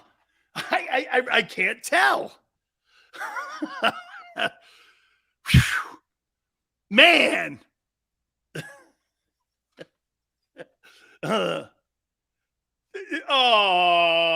Davey boy. When Dan has nothing else to talk about, that's funny you should say that. Blaine Bishop, bottom of the hour, part of the broadcast team for the Tennessee Titans, former Eagle and 4-time Pro Bowler with the Titans, will tell us what happened in Tennessee, why they let him go. We'll ask him. Do you know why I brought up the fact that Jalen Hurts has had great talent around him? So we had a wide receiver, and you're under the assumption that A.J. Brown's going to make Jalen better. When Jalen Hurts had the greatest wide receiver room in the history of college football, all those guys were first-round draft choices. One guy was a Heisman Trophy winner. The guy, Jalen Waddle, was considered a better talent than Devontae Smith. But you think because we're adding AJ, that's going to improve him enough for the Eagles to consider him the quarterback of the future. Where are you getting this logic from? Or is it wishful thinking? I'm open. You're bashing. No, you added A.J. Brown. And your assumption is he'll be better when he had great talent around him at OU. By the way, he was good at OU. Put him in the semis. He was good at OU. He was taken out of the starting lineup at Alabama. You know what my old philosophy used to be when it came to playing at Miami back in the day when we were winning all those titles? You can't start at Miami. You can't start in the NFL. You can't start at Bama. You can't start in the NFL. Or your chance, look, people go, what about Kamara? Kamara couldn't start at Alabama to go to Tennessee. I get it. Okay? He's improved. So you think he's improved enough since that January playoff game where he's going to improve enough for Howie to go like this? I think Jason Cole's on it. And you know what? I think some of us have also been on it. The football team right now is built for success. It surely is. But you're under the assumption because we've added A.J. Brown that Jalen's going to improve. Why? Joe, that's pretty impressive right there of a take. Do you like the Eagle play calling? Joe, way to bring that into the dynamic. Yes, Joe. I think that has a lot to do with it too. Is Sirianni good enough of a play caller to put him in a position to be successful also passing-wise? Because he wasn't a year ago. But we're also – that is such a – put that up, Xander. That is such a great take. That is such a great take. You know why? He wasn't good enough, Nick Sirianni, a year ago.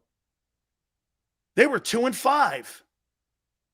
Nick Sirianni had to get away from what made him the candidate to get the job in Philly was his passing game. He had to resort into RPOs and doing other things.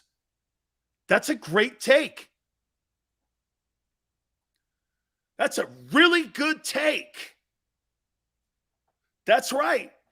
Can Jonathan Gannon turn Jordan Davis into a successful defensive tackle? And Tracy, and look what you guys are saying about two players on your team. How about this? Tell me if I'm hating. You guys, tell me if I'm hating. Please hit the like button, guys. We're assuming Jordan Davis is going to be a pass rushing defensive tackle.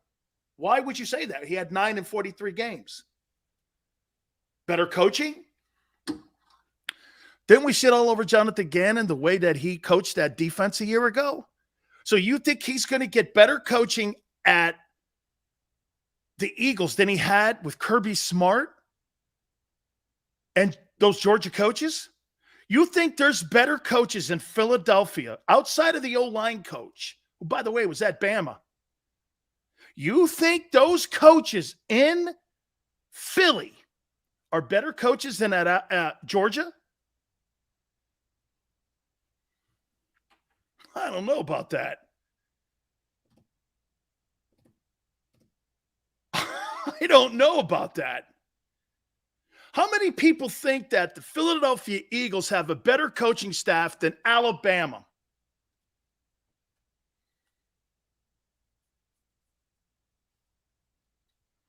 Let's do this. Xander, you think the Eagles have a better coaching staff than Nick Saban's Alabama Crimson Tide staff? Yes or no?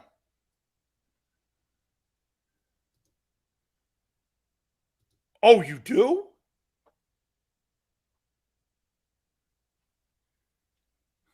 That's right. No chance. No chance. But you're under the assumption Sirianni's going to put Jalen and A.J. Brown in a position to win? What would give you that thought process when we got with the facts of 2-5 out of the gate last year? There are so many question marks and people taking victory laps on Cinco de Mayo and talking to me about expectations. Just pump the brakes a tad. Watch this. Let's circle back. Has the team gotten better since the last game of the regular season? Yes. Will Jalen get better? Absolutely. Is the defense better? Yeah, absolutely. But how much? And I say this to you guys. You think the Eagles, wait a minute. Just Mike, you think the Eagle coaching staff is better than the Alabama Crimson Tide coaching staff? Really? You got a professional head football coach as the OC and Bill O'Brien. And get this, Bama fans hate him. Bama fans hate that guy. And he has a winning record as an NFL head coach. Of course, Xander agrees with me. Bama's got a superior coaching staff than the Eagles. You think Nick Sirianni is in the same category as Saban?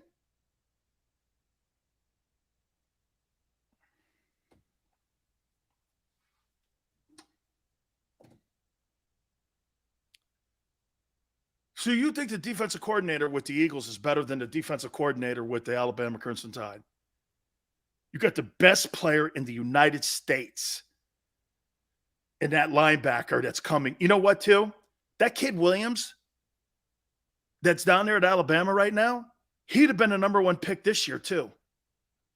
And you got a quarterback who won the Heisman who's probably going to be the same. Do you know Alabama may have the top 2 players taken in the draft next year? They may go 1 and 2. And it won't be the quarterback going 1. That linebacker that they have, put some YouTube tape on him. Watch that kid. 17 and a half sacks, sideline to sideline. That guy makes that guy, Kayvon Walker, look like a joke. Big, physical.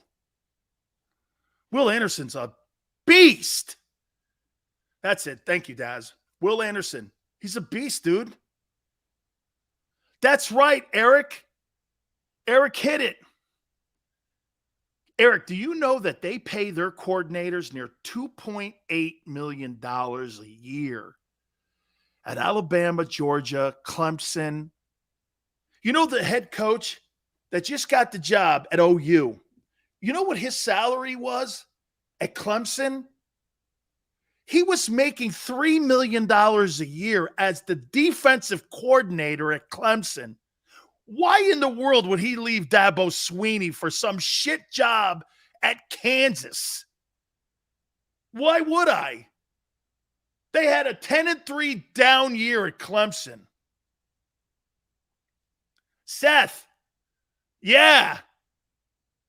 Are you under the assumption that Bill O'Brien's not making $2.5 million a year as the OC at Alabama? That guy's making $2.5 million a year. Bama hires Clemson, the head coach at A&M, Dumbo Fisher, makes $8.5 million a year. What do you think his coordinators make? 50 grand? I'll put this to you. Name brand. I'll bet you anything. Stoutland's contract with the Eagles is probably $300 grand more than he made when he was the O-line coach at Alabama. Tracy Rocker told me what he made as the D-line coach at Alabama. He made $1.4 million as the defensive line coach at Alabama. 1.4. You're under some sort of guise. Why do you think people are taking players from Georgia, Alabama, LSU? Why do you think they're taking? Because the best coaches in the country are getting paid the best assistant coaches' money. Do you know why Mario Cristobal left Oregon? He was promised that he would be able to pay assistant coaches north of $500 grand. Miami was notorious for being cheap.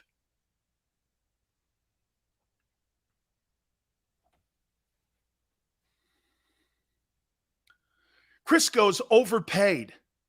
Chris, do you know if you lined up the top 20 highest paid?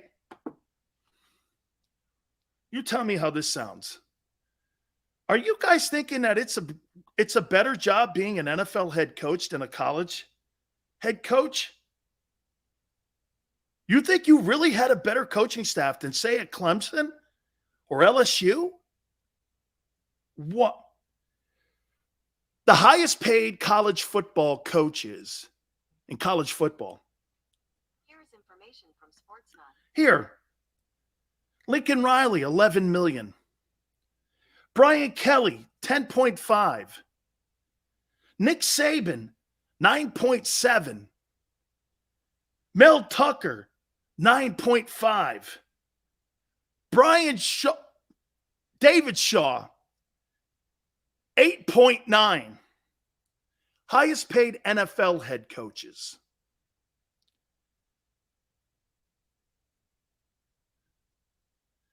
The highest paid NFL head coaches. Look how comparable it is. Okay? Belichick, $10 million. Carroll, $10 million. Are you under some sort of fantasy that college football's paying more than the NFL nowadays? Let's see where your guy Sirianni falls in. Harbaugh, 9. My coach at Miami makes more than John Harbaugh. Mike Tomlin, $8 million. Guy at Ole Miss, Lane Kiffin, makes $8.5.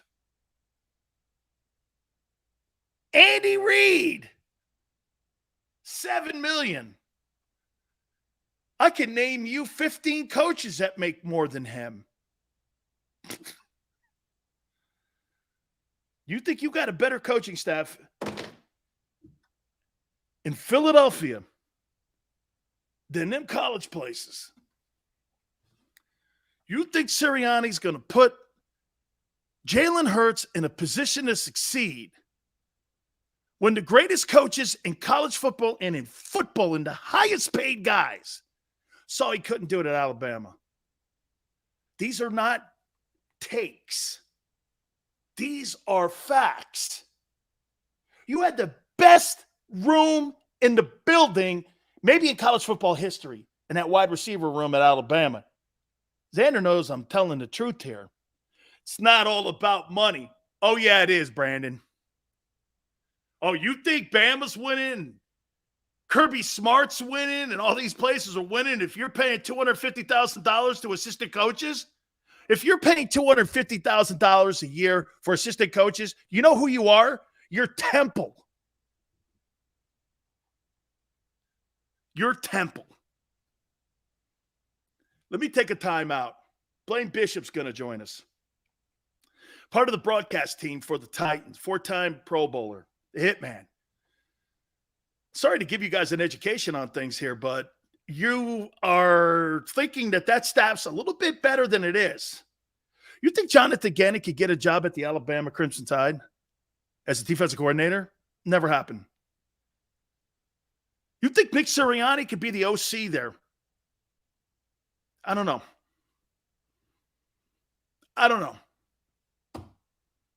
Hit the like button. Keep it here on the National Football Show.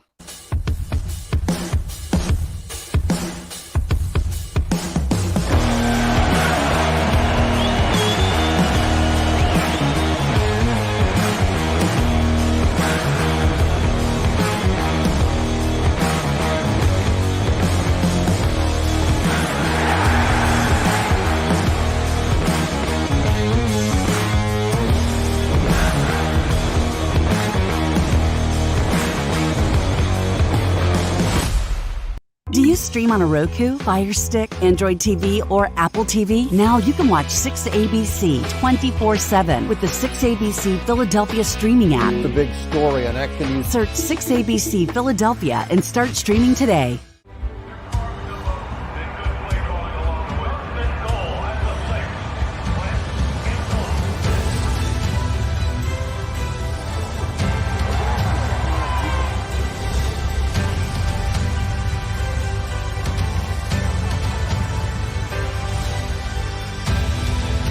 Field of life, First Trust Bank is there for you.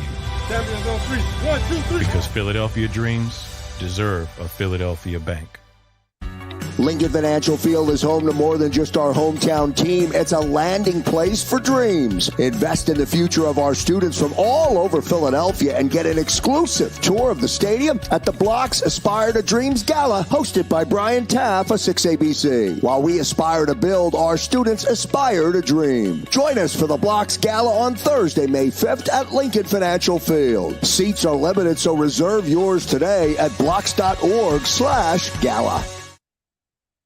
In Philadelphia, we celebrated the miracle with pride only 5 years ago. And then the following morning, IBEW Local 98 members went back to work, building this city, rescuing our communities from decay, and inspiring the young men and women of the region to take pride in who we are. Like the Cats, Local 98 members believe in hope.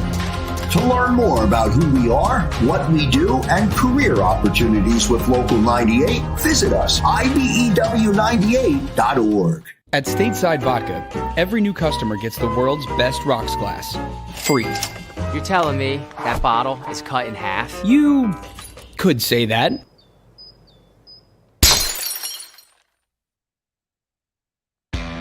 Go for the midnight dares.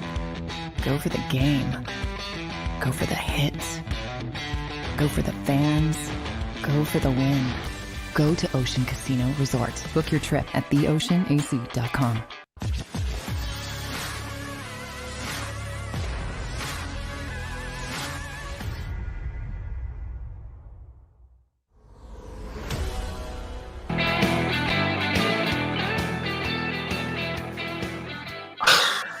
Welcome aboard National Football Show, Big Sills. My friend Blaine Bishop will join us in a couple minutes. W2, you really think I'm bashing you guys?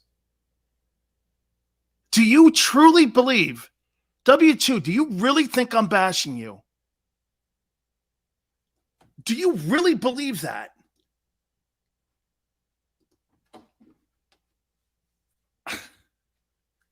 How is it bashing, pointing out facts and saying that there's places still to get better? I'll tell you this. The coaching staff in New England is the best in the NFL and maybe the best constantly. What have I said is a lie? Tell me. What have I said that's a lie?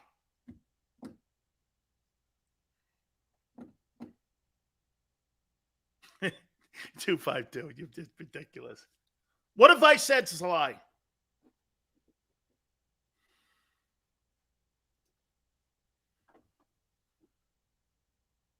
I never brought up college football coaching salaries. I never brought up that the coaching room in Alabama is better than the one in Philadelphia. I never brought up that the wide receiver group at Alabama was better than the one in Philadelphia. I haven't brought that up until today, like ever. I think you're hearing what you want to hear.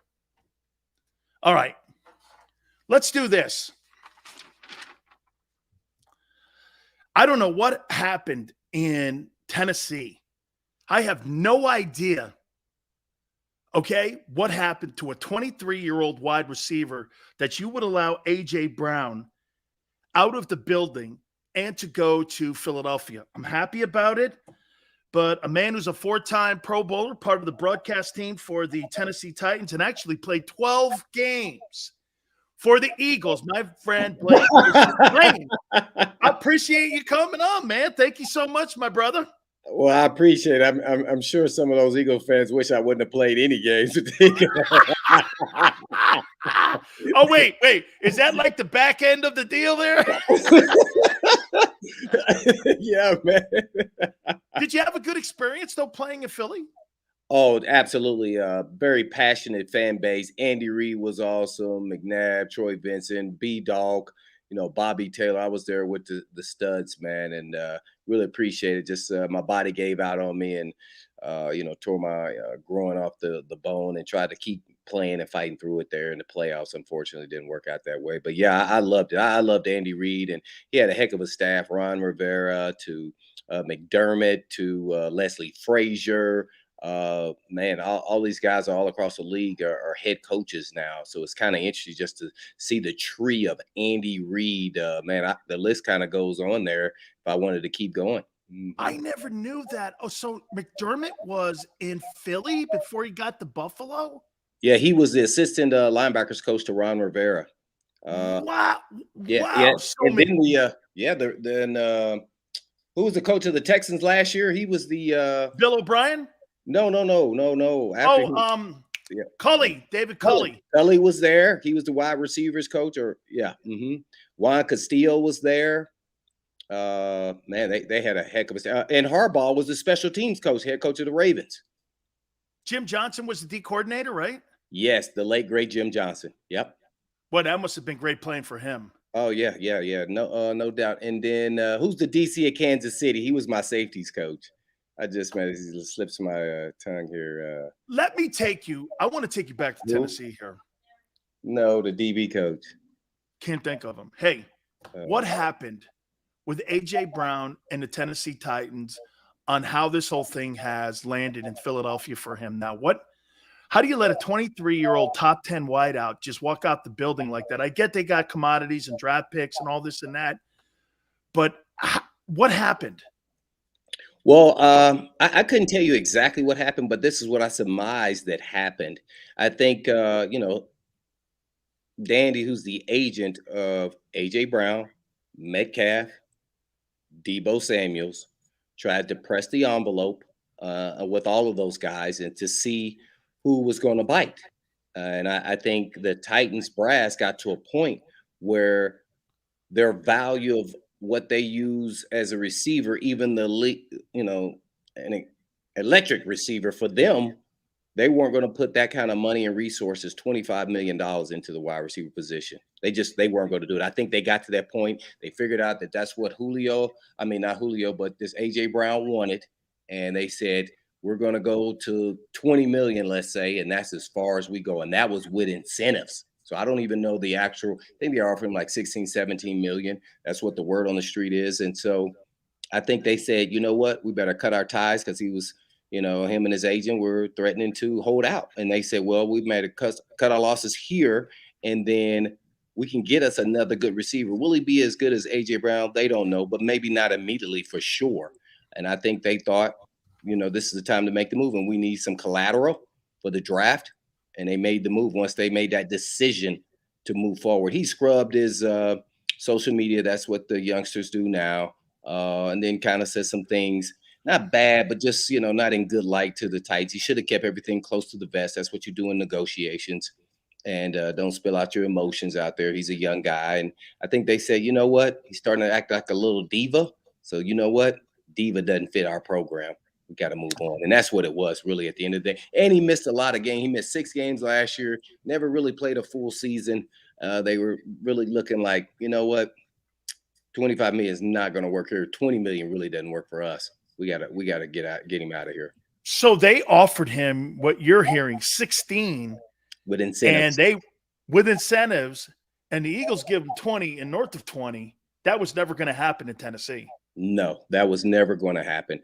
No, they're not with the injury history, even though he was still very productive. I mean, he didn't have 1,000 yards. He missed 6 games. Even though when he played, he was definitely effective. So that's really what happened. And I think they love A.J. Brown. I think A.J. Brown still loves. Oh, no, he said it. Hey, Blaine, he said he never wanted to leave. He loves the joint. This really – so you think the agent really pushed the envelope here with this? Yes, I do. And I think AJ wanted the bag. I call it the bag on our show. I agree. He wanted to get paid. Once the market for the receivers started, everybody started getting paid. He's like looking around going, and then I think the Christian Kirk deal really summarized everything up. And I think he got 18 million or so. He's like, well, he didn't even have 1,000 yards. He doesn't even touch me. And that's what he's thinking in his mind. And he goes, I need to get paid. And I think that's where it all started. And, you know, with the way the draft is now, with all the receivers and 7-on-7 from middle school all the way through college, I think you're going to get quality receivers now. Maybe not elite like A.J. Brown, but you're going to get a good, solid player if you draft him in the first round that can come in and play right away, unlike the days when me and you played. What kind of guy is he? And what kind? And we're based in Philly now, so you tell me here.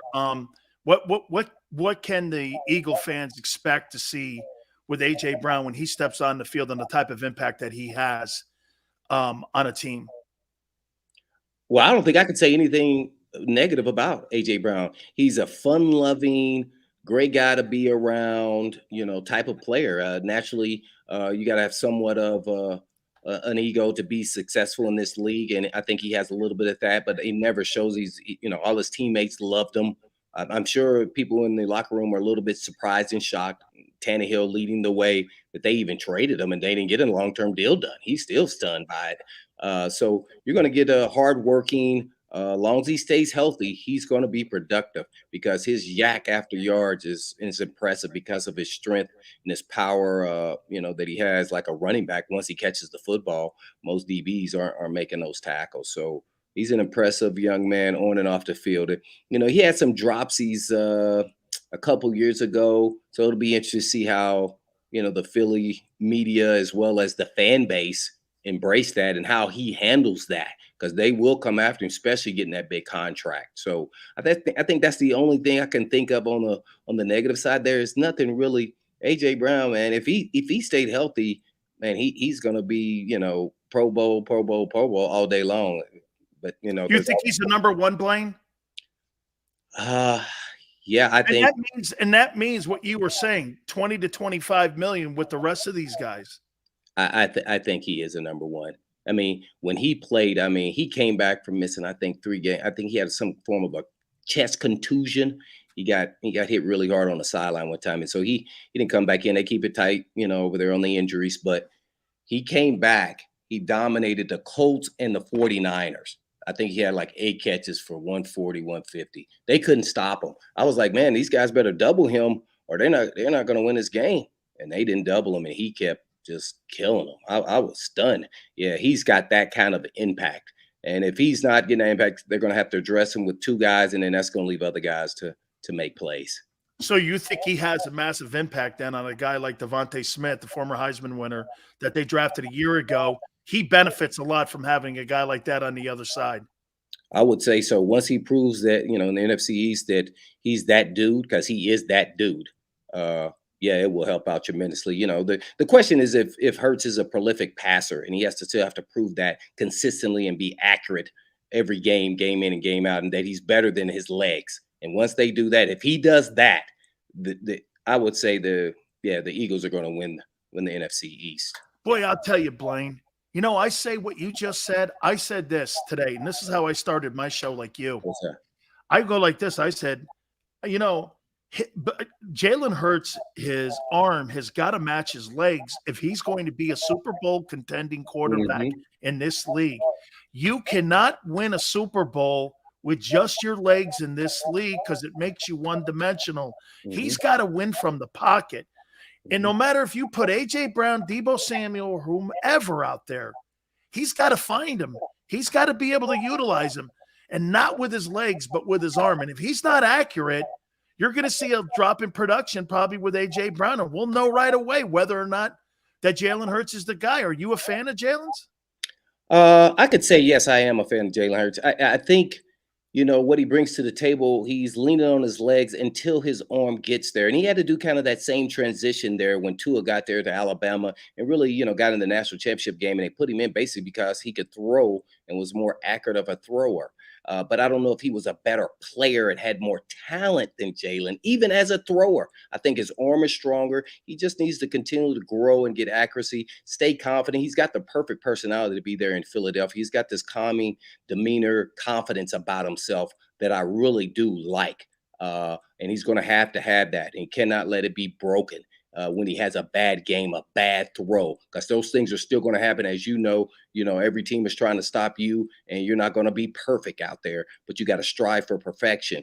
So I think he's got that kind of work ethic. I think now he just has to go through that process of having success over and over again, throwing the football. Because even when he was at Alabama, when he started throwing more, he seemed to get better at it. And I thought, man, he can be that guy throwing the football, because as you just said, go look at the history of the National Football League and the teams that have success, especially the runs in the playoffs to the Super Bowl. The quarterbacks mostly all did it with their arms and not with their legs. Now, there are always exceptions to the rule, but as you know, you got to win with the arm. One thing about A.J. Brown, too, and because Tennessee, look, the number one rushing attack in the NFL were and was the Eagles, okay? And you guys are a dominant running attack here also with Derrick Henry. Is AJ a guy that is involved in the running game? Because you know this, Blaine, some wideouts are not going to put a bonnet on anybody in the secondary, and they're going to shy away from that. Is he one of those teammates that gets involved in the run game too and is dominant at the point of attack to really be involved in it? Or does he take plays off? No, nothing about AJ takes plays off.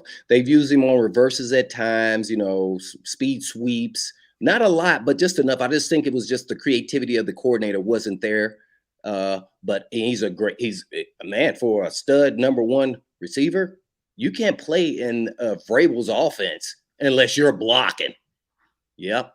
He does it all from top to bottom. He's I'm not getting the ball. Now, I'm not going to say that he's not happy if he's not getting the ball after the game is over.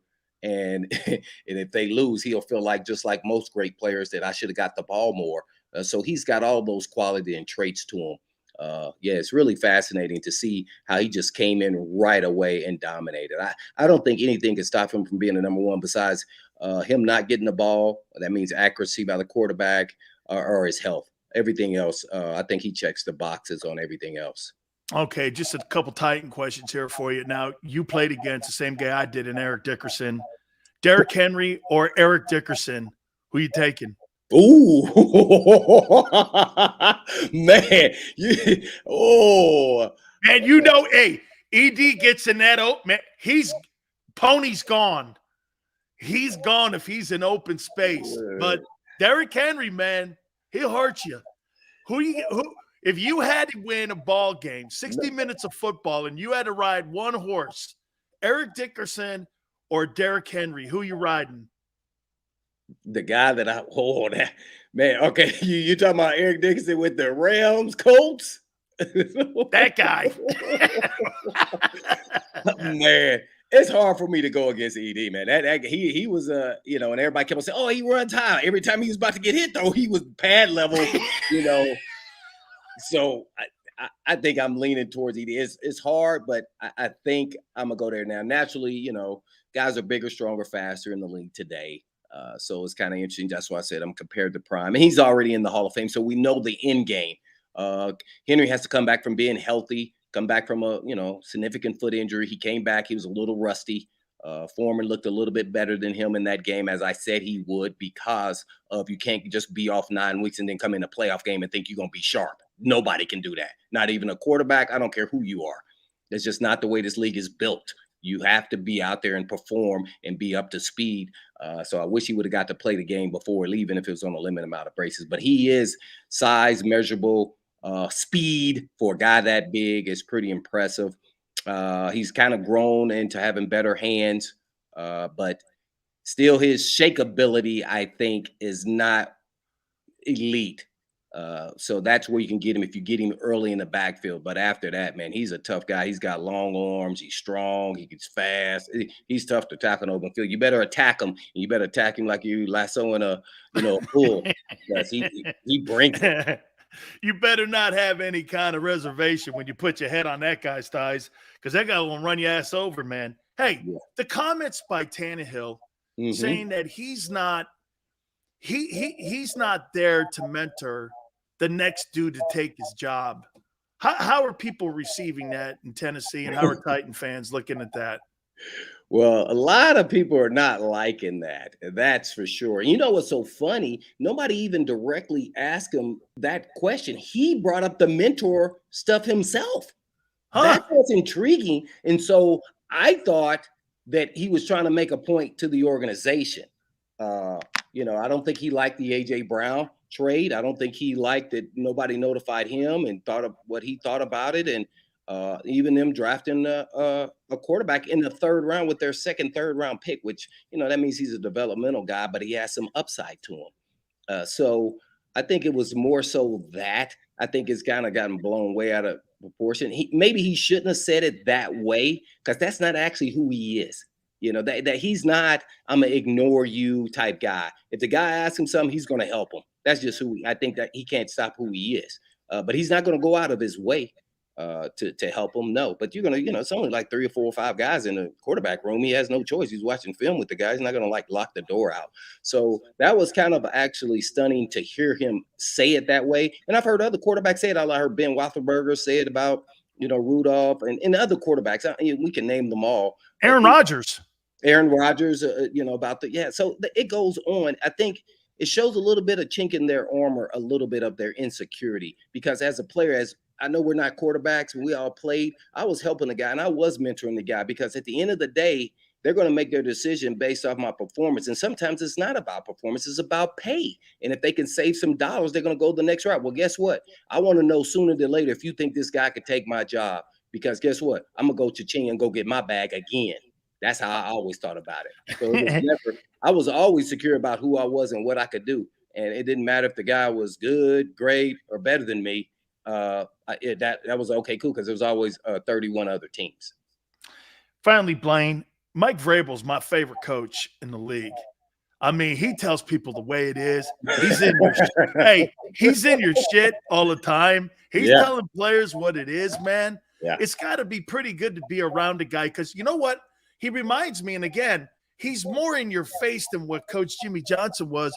But the one thing that you said just a couple minutes ago, where you stand with that guy, and that probably is one of the most important things that why it resonates so well and why that staff is so good, is because you constantly know where you stand when you're a Titan. Absolutely. And I think, being a former player, I think he understands that whether you like what he tells you or not, and we're both, former players, we understand it. Don't BS me. Just tell me what's up. Don't say, oh, man, you're doing fine, and then all of a sudden you cut me the next day. No, you're not doing well. You're not keeping contained. We've gone over it numerous times. How many times I'm going to tell you? If not, then I'm going to use somebody else. Yeah, that's who he is. And I like that. If I was a player, I would have loved that. I think he gives that same thing to the media, too. So it's hilarious, because they don't know how to respond. We made him mad or something. So, it's just business as usual for him. And I think that's what makes him a great coach, is he proved last year after all the injuries and still stacked up a lot of wins, 12 wins, even without Derrick Henry for 9 games. So that was pretty impressive in itself. So I'm interested to see how they respond and rebound after a tough loss and a hangover after Tannehill said he had to go to therapy after the Bengals lost and throwing 3 interceptions in the playoffs. Hey, man, they were the #1 seed at the end of the day, which is pretty remarkable. Yeah. Blaine, spectacular as always, man. Hey, you got a podcast or anything people can check out where they can find you or anything? Yeah, B Bishop 23 on Twitter, and I do my radio show here in Nashville on 104.5 The Zone from 1 to 3 on the Blaine and Mickey Show. Dude, you're fantastic as always. I appreciate it, my brother. Love Anytime. Big work, man. Thank you so much for doing this. Love that, man. Blaine Bishop, part of the broadcast team for the Tennessee Titans and a 4-time Pro Bowler known also as the Hitman. By the way, Morgan & Morgan. Love doing this. Love the fact that they're the proud sponsor of the National Football Show with Big Sills here. Fee is free. That means they don't get paid unless you get your fair compensation. If you're hurt or injured on the job, only one place to go, Morgan & Morgan. That's right.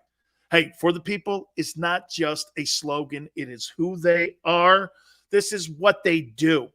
Last 30 years, $13 billion in compensation for their clients to make sure that you get that fair compensation. With over 800 attorneys and offices in Philadelphia, New York, Florida, size matters. They will not be intimidated, which means you get your fair compensation when you use Morgan & Morgan. Look, the call is free, 800-512-1600.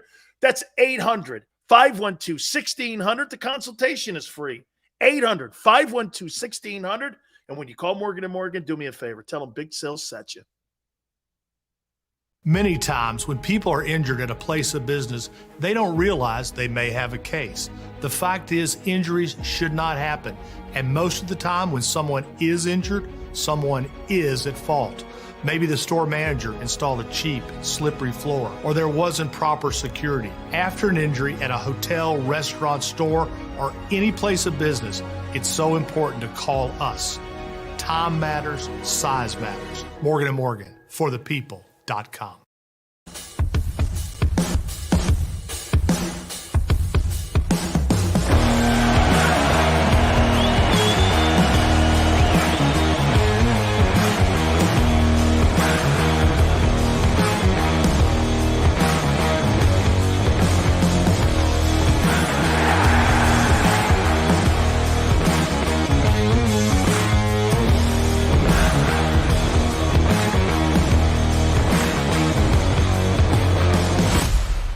Do you stream on a Roku, Fire Stick, Android TV, or Apple TV? Now you can watch 6ABC 24/7 with the 6ABC Philadelphia streaming app. The big story on Action News. Search 6ABC Philadelphia and start streaming today.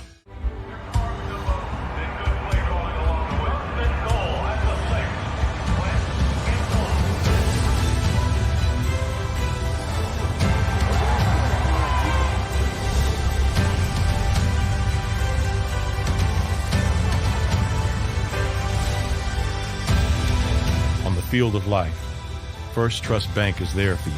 Champions on 3. 1, 2, 3. Because Philadelphia dreams deserve a Philadelphia bank.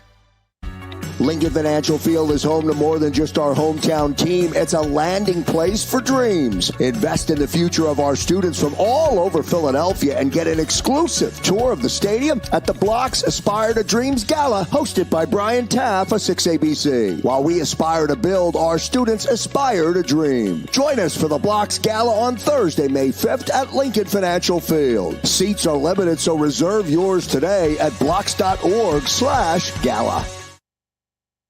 In Philadelphia, we celebrated the miracle with pride only 5 years ago. And then the following morning, IBEW Local 98 members went back to work, building this city, rescuing our communities from decay, and inspiring the young men and women of the region to take pride in who we are. Like the Cats, Local 98 members believe in hope. To learn more about who we are, what we do, and career opportunities with Local 98, visit us, IBEW98.org. At Stateside Vodka, every new customer gets the world's best rocks glass, free. You're telling me that bottle is cut in half? You could say that.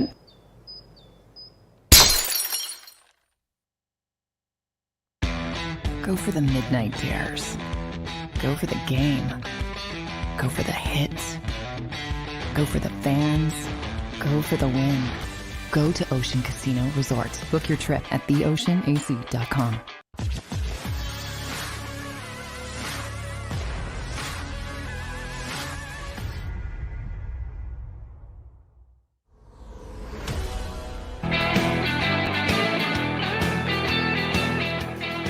Big Chill, National Football Show. Please hit the like button. What'd you make of that scouting report of A.J. Brown? I thought it was pretty impressive. I actually was very encouraged, all the things I heard about A.J. Brown. The Titans offered him only $16 million. Wow. $16 million. That's quite a price difference. The Eagles offered him basically $5 million more. What is going on here with Christian McCaffrey? Why would I want a broken down bicycle? Don't send that kid to Philly. Why would you want that kid? Christian McCaffrey 3 years ago to Christian McCaffrey today is a different dude. You're in love with the name on the back of the jersey and not the production and not the injury factors the last 3 years. Give me a break. That guy is not a 200 carry guy anymore.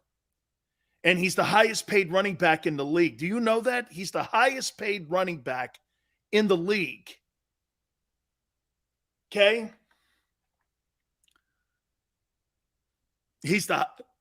Christian McCaffrey's the highest paid back, and he's a broken down truck the last 2 to 3 years. Come on, man. Lou, you were the number one running attack. Now, Lou, where he could probably help, though, Lou, is in the screen game. Okay? He could probably help in the Eagles have to improve that. Their screen game. They had no screen game. How could you not have a screen game and you're the number one running attack in the NFL? How can you not, right? McCaffrey helps you there. Is he better than, watch this. This is going to be a crazy, crazy comment. Who would you rather have, Miles Sanders or Christian McCaffrey? Miles Sanders, he going to play 15 games for me. Christian McCaffrey might play 8.